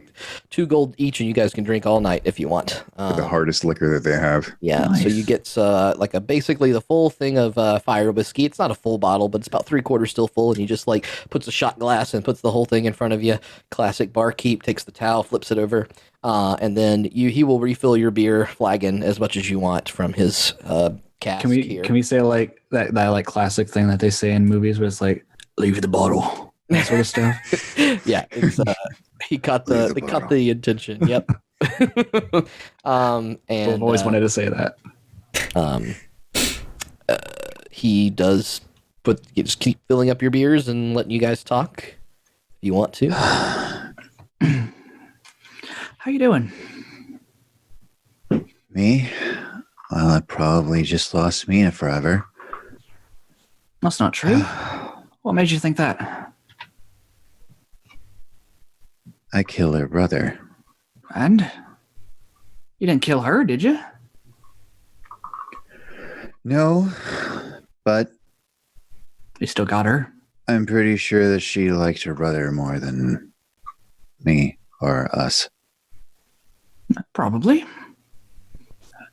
But she's still alive, and if you still like her enough, you keep trying. Otherwise, I you never really liked her in the first place, then, did you? I guess I'll just keep trying. I don't know. I mean, I've never really had family to deal with before. Not since my mother left. How do you think Gwen's feeling about your thing? Knowing Gwen, she's probably broken up about it. I think it'd be good for her, though, if he's dead. If he's alive, maybe she kills him. Who knows? Probably not. We can only hope. It's not my choice to make. No, I guess not. We all have our choices to make. Mm-hmm. I really hope that we didn't just kill the father of her child. Well, technically, I would have killed him. You didn't really have a hand in it. Neriad as well. I'm going to lump Neriad into that. That's fair. So you'll be all right. She can hate me. It's easy for people to hate me. It's all right. I don't hate you. That's a first. Is it? Yeah. You know what? I'm going to tell you something interesting. The drow word for halfling is super cool. Oh. Suckful. Which makes me wonder, maybe your family was the first halflings we ever met. I've been thinking about it. That's really interesting, actually. Right? Maybe you're my brother. Maybe Sackville got, laid a lot. Oh my God, Maybe that's why you're half. Maybe. Maybe you're half wait, it's supposed to be a surface elf. Was my father. The only surface elf I think I would be even shorter if it was a halfling. I don't know much elves besides Ashrin and Ashrin. And Neriad, maybe. No, he's not. Just kidding. I wonder if Ashrin knew my father. He never really spoke about going down below or anything. Probably not. There's a lot of elves in the world. That's true. That's stupid. I'm sure we've met an elf. Let me check my notes real quick. Hold on. But the cult thought that he had a child with a drow.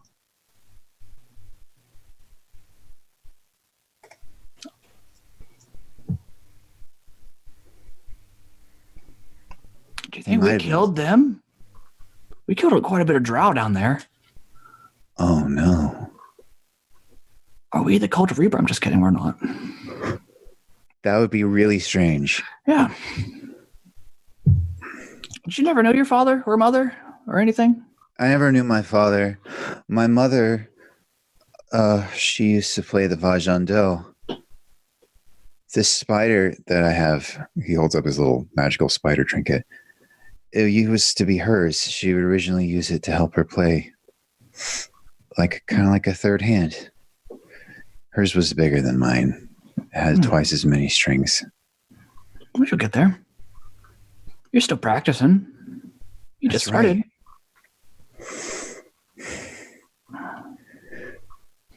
Right. Zaunder, I know things might feel like, for you, like you're at the bottom of a pit. But I don't see it that way. I see it as just another mountain to climb. Whether it's helping Gwen or helping Meena or finding your dad, whatever that might mean. Everything's felt upside down since I came to the surface from the underground. That kind of rhymed. I could probably write a song. I can make a song about that, yeah. Yeah.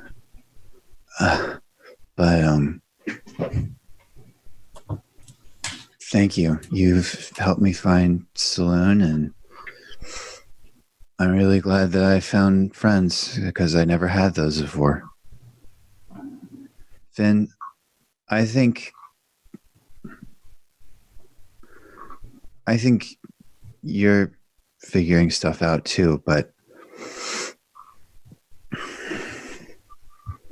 it seems to me that I don't know. It kind of seems like you and Gwen are fighting. I don't know what's that all about. But I think we're in a permanent state of fighting. That's just what family is. Really? I think so. Huh. Well, I guess it's okay. As long as we all keep improving. I guess the important thing is just to be better than we were yesterday. They don't have to be big steps. They just have to be in the right direction.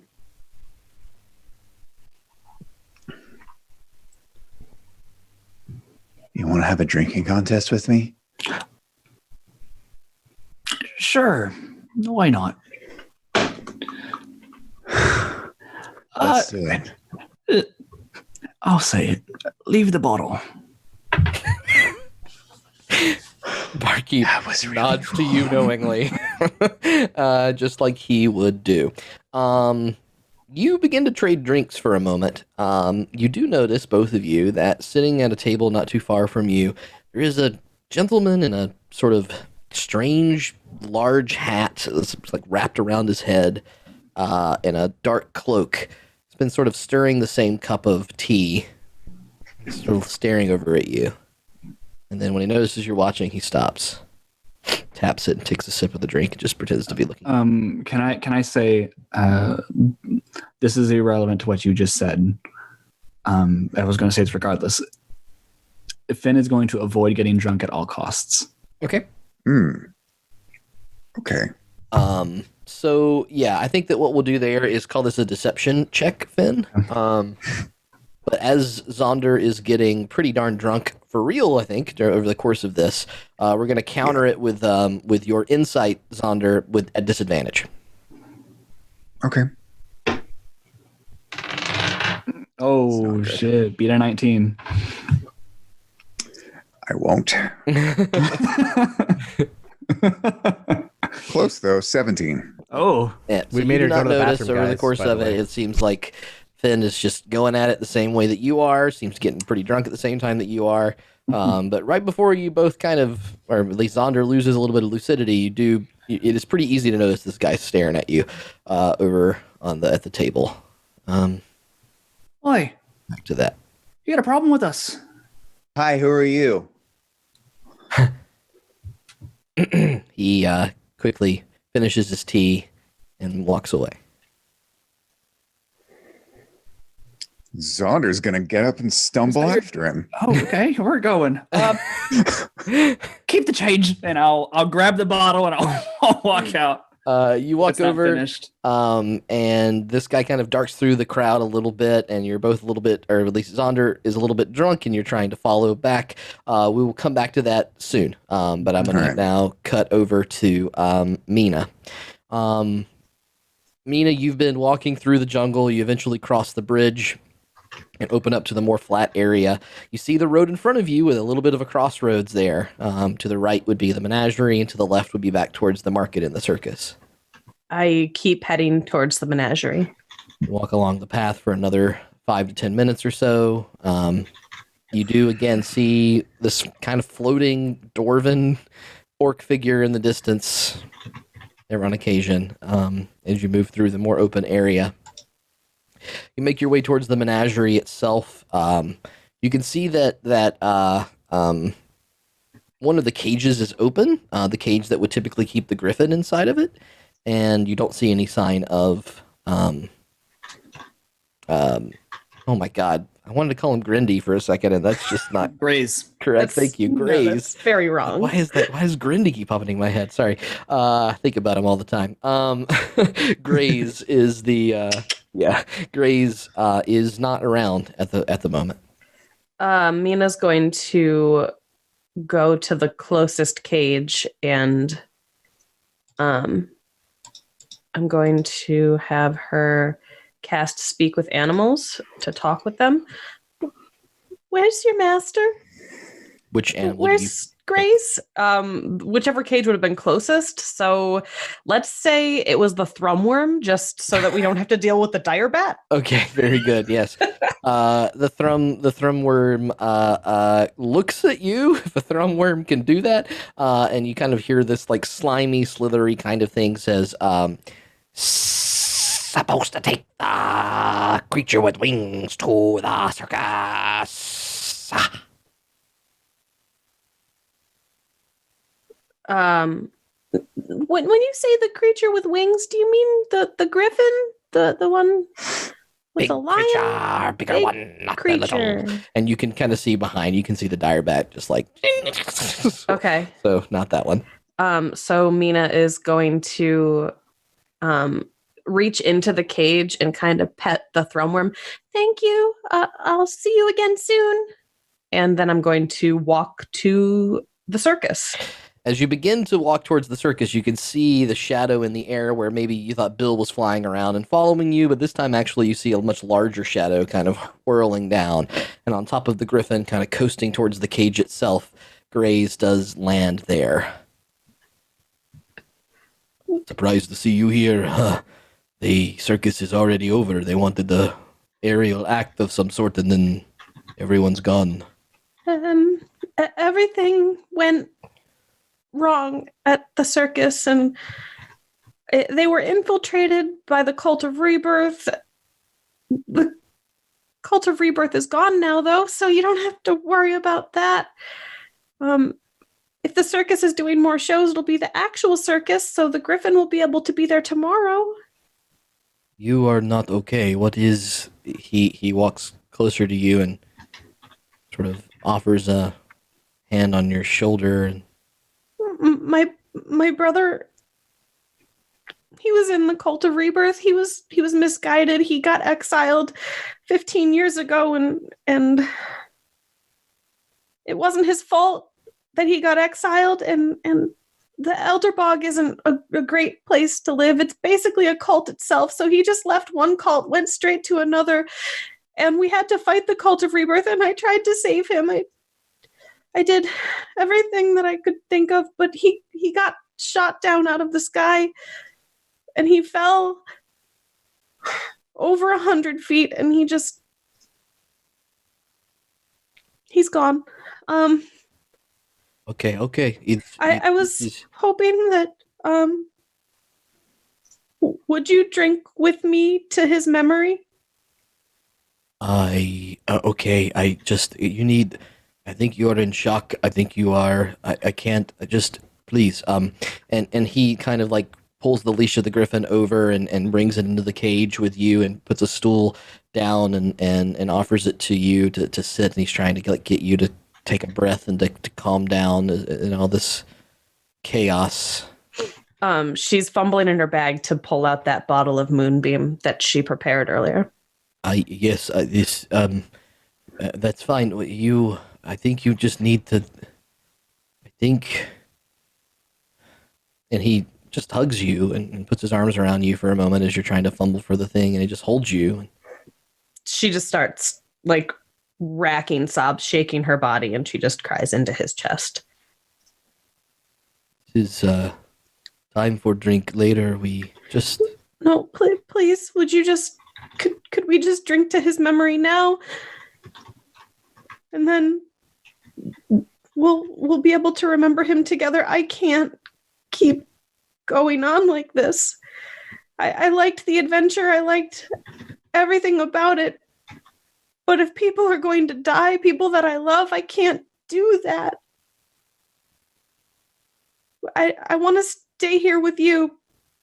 But first, I want to drink to his memory, please. Can we just please drink together? It'll make everything better, I promise it will. Make a persuasion check with advantage.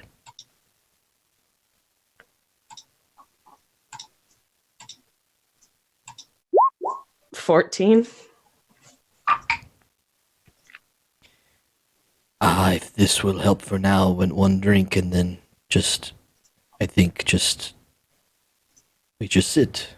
Okay. For a while. This is all a lot. You need a moment. So she is going to kind of turn away from him, take a swig, hand the bottle to him, watch out of the corner of her eye for when, like, to see when he's taken a drink. And then once she's seen him take a drink, she's going to close her eyes for a second, turn to him, and open her eyes and look directly into his eyes. As you see him take the bottle from you, and he does put it to his lips and take a drink, and then you have a moment where your eyes lock. And the filter of love potion that you used takes effect. You regard this person as your true love for the next hour. And he feels the same toward you, having shared this together. And there's a moment of the tension of the room kind of falling away, and both of you forgetting for just ever so slightly what has happened recently, what's going on, as the potion takes effect, and you, in the gut of your stomach, feel so moved and so glad that the person that you love more than anything is here for you in this moment. He puts the bottle down, and he reaches out and puts his arm around you. He takes a spare blanket that he shakes some hay off of and wraps it around you both. And you just sit against the edge of the cage, the griffin munching on some hay in the background. She sits down next to him, and where his arm is over her shoulder, she reaches up and like interlocks her fingers with his. You are safe, you are hurt, but the person that you love the most is there for you.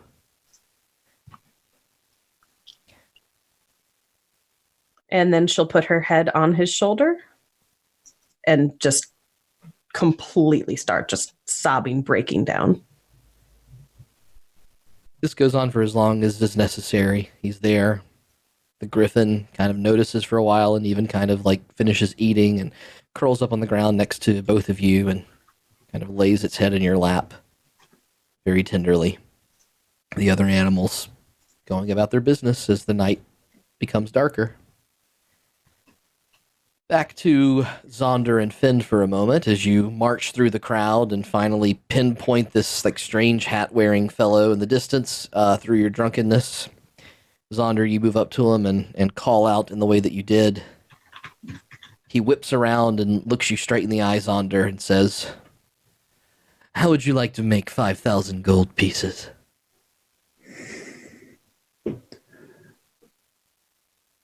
Are you trying to scam me? No. I simply wish to exact some revenge for a fellow that I happen to work for.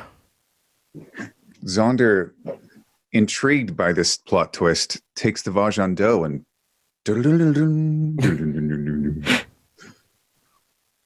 I've got nothing to add to that. I'm just here.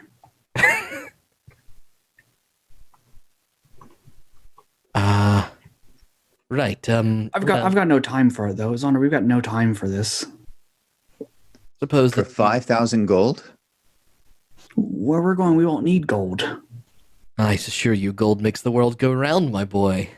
And what I ask you to do is so simple. You see, there's a fellow that you hang around with. He opens to owe my benefactor quite a load of money. Matthias. You're talking about Prune Man? No, they were talking about someone else.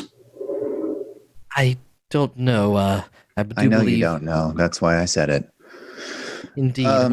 He is an elderly gentleman, and his name has been told to me as Neriad, though he may be going by something else since you've known him. I have seen you since the Lunar Festival the other night, if you do remember. And he flourishes his cloak outward, and now that your drunken state, Zaunder, you get a little bit more of an understanding that this is the Swami psychic fellow that you had seen prior to... You're pseudo. Haha, that is right. Well, pseudo in certain regards, but I assure you not in this one. No, I paid you, didn't I? Indeed you did. What did you tell me? Hold on. Let's be honest, I was scamming you back in that point, and that really is all you need to know. Oh no, if you say that, I'll kill you. I'm Can assure you that I can defend myself as necessary. Oh, 3 days of great fortune. That's what you meant. And here it is, your fortune, 5,000 gold pieces. You simply need to deliver the elderly gentleman to my abode as soon as possible. Can you make this occur? No. Where's your abode? It's not far from here. I live in the hills, just past the actual marketplace. Do you have a number, or do we need to knock at every hill house that we find? If you're accepting my offer, I can give you more detailed directions, but you wouldn't imagine What's your that I'm security going like?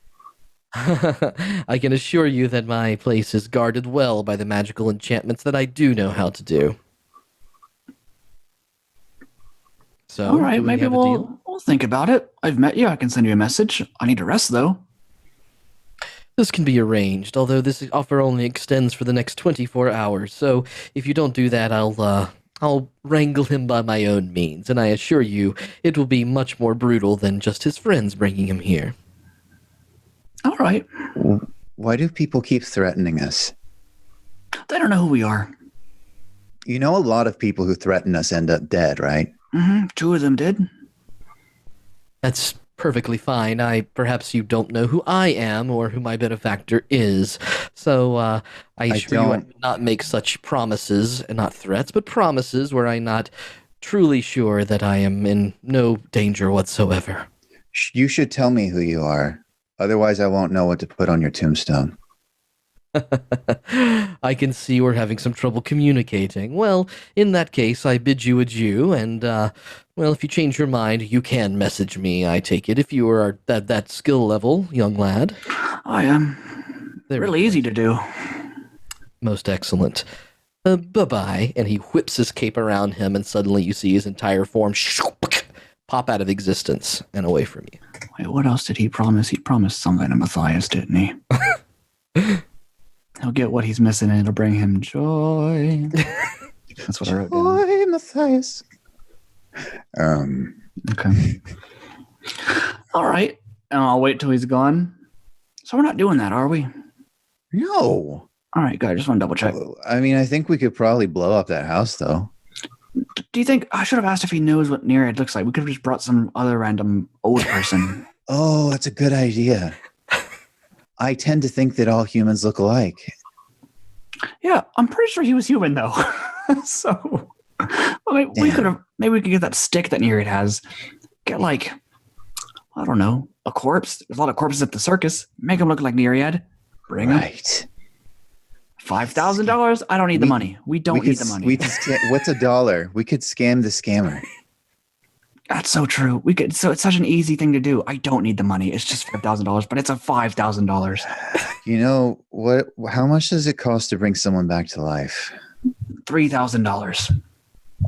$2,000. I don't know what a dollar. Any price to pay for $5,000. We're doing this. What's $1? Whatever. Gold. I'm pretty sure we could spend some of that to bring one of these dead people that we don't want dead back to life. I can do that tomorrow. I think. Don't I have a diamond? I don't have a diamond.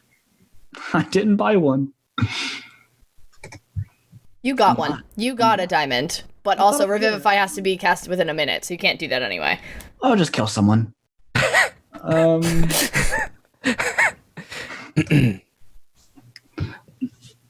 So what's sorry, were you gonna say something? Yeah, I think 5,000 gold is 5,000 gold. We should. No, this is. Yeah, we should. Let's go ask Neriad how he feels about it. Yeah. So you're gonna go back toward the circus? Is that the plan? Yes, but on our way. I guess a circus is our best bet. Zaunder, before we continue further, I need to know. You didn't really speak up last time. I asked, but are you all right? With this whole Metikal and Corbin thing? The dragons? Yeah. I'm asking you this while you're intoxicated, just to get a clear answer. They sound pretty evil. I don't really know about that. I mean, but I'm trying to trust your judgment.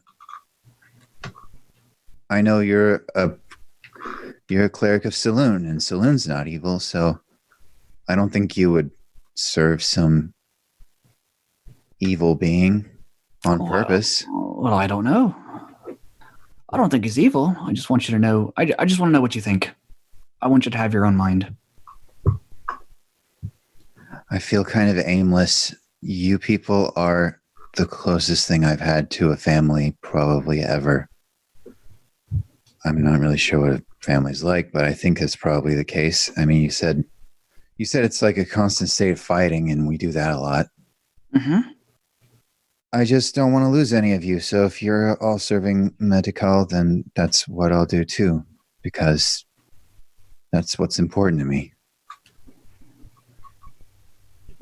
So it doesn't matter where we go. It's just as long as it's with us. Right now, I don't have any other ties to the surface world, and I don't think you would do something evil on purpose, so I'll trust you. I don't know if you know this, but I can be a little bit naive sometimes, so I know. I don't get a good measure of what's the right thing to do all the time. I know. That's why I asked. All right, well, let's go scam this fucking scammer. I think that sounds great. And we'll walk to the circus. You make your way back, Neriad, as you ride the cart with Matthias in the back and the corpse of brother. And you do pass a tree where you see Gwen leaning up against it, Z cradled in her arms. Whoa, horsey, whoa. Oh, okay. I brought brother back. I'm gonna go see if I can find, Finnegan. Do you need anything? No? Okay. I'm fine. Okay. Oh, just holler then. Okay, bye. I'm gonna run off because I feel awkward. Yeah, I'll leave the cart where it is and run into the circus area, looking for the rest of them. I don't think I find anybody though. Nobody's in there anymore, are they? Finn and Zaunder on their way back to it, and the sort of the time it took you to do and the time it takes them to get there, it'll probably match up at the same time. You are able to kind of meet up towards the circus. But is there anything else that Gwen does for the rest of the evening? Oh yeah, she doesn't stay there. She kind of like she pretties him up as much as she can. Yeah. And did you leave the cart there? Mm-hmm. Yep, left the cart there. Okay. But brother's on it. I don't want that. I don't want to deal with that. Yeah, so she kind of like makes his hair look nice and kind of like makes his clothes look nice, and also definitely goes through his pockets. But not in like a yes, this sweet loot kind of a way. In like she's mostly looking for information because she knew he had a lot of secrets. And you know, so anything that he could have maybe had. I'm gonna give you 20 on an investigation check here because you get plenty of time to do this as you kind of work over and no one seems to be bothering you. He has some effects on him, some things that you recognize. One of the things that you do notice is that stuffed into his pocket are another sort of the collar that you would wear, something that's like a short little bracelet that seems to be made out of the same material, that has recently been broken or frayed and pulled away, stuffed inside of his pocket. He does have some money on him. I can tell you how much that is later if you're interested in that. I don't take his money. But there is nothing on his person right now that seems to have a ton of like extra information. I look at the tattoo that he's got behind his ear. Yeah. It matches mine, but it's black and white instead of colors. And I take the bracelet, just stuff it in my pocket. I leave him there. Are you also heading back to the circus? Yeah. Bonnie was off in the distance, kind of watching all this happen on the horse. You pass by her, and she kind of just lets you pass. Trot behind as necessary if you don't engage with her. I'm trying to go back and find the circus people. Okay. You do manage to kind of get towards the crowd and can see some of the circus folks around that are cleaning things up. It is at this point that Neriad, Zaunder, and Finn all kind of arrive at the same moment. We'll talk about what Matthias ends up doing. I'll ask Lee about that kind of stuff, but this is where we're going to call it for the night. Since there's some things to decide and figure out from there that may bigger decisions are necessary. I'm going to give you guys the week to do it, and we're over time anyway. So, I don't really have a huge cliffhanger like we often have, but that was a complicated episode. Wow, that's just the most sombering Right? end to the fucking... Yeah. Wow. But the Cult of Rebirth, maybe, wiped away. And that means Brother Z to very near and dear NPCs also wiped away. And Meena off on her own path, maybe. The rest of them figuring things out. Always an interesting time here on Party Foul. So, we'll leave you with a big mess of emotional whatever the hell that was. But we thank you man? for watching. I know.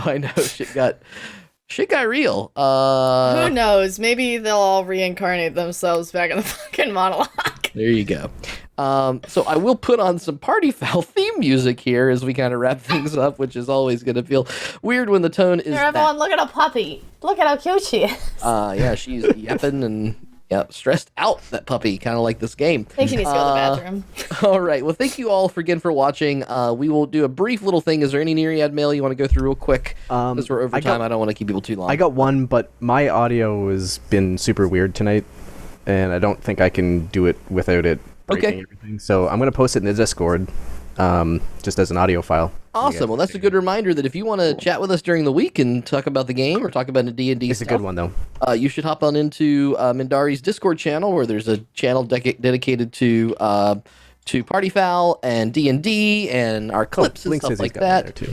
Hell yeah. Very kind. And thank you to all the new subs and follows and all that kind of crazy stuff. We're out here telling a bizarre little story every Saturday at 7 Eastern, 6 Central. So we hope you'll join us again in the near future. We also hope that you're all staying safe and healthy and just doing your best to handle this strange situation the world is in. A little bit of entertainment means the world to us, so we're glad that you're here with it. We could not love you more for doing that. Beyond that, we'll just catch you all next week, and we will see what happens next with the crew of Party Foul. Hopefully Lee's feeling better at that point, and we will see you all then. Bye, everybody. Bye. Hold on, the end scene. There we go. Later. End scene.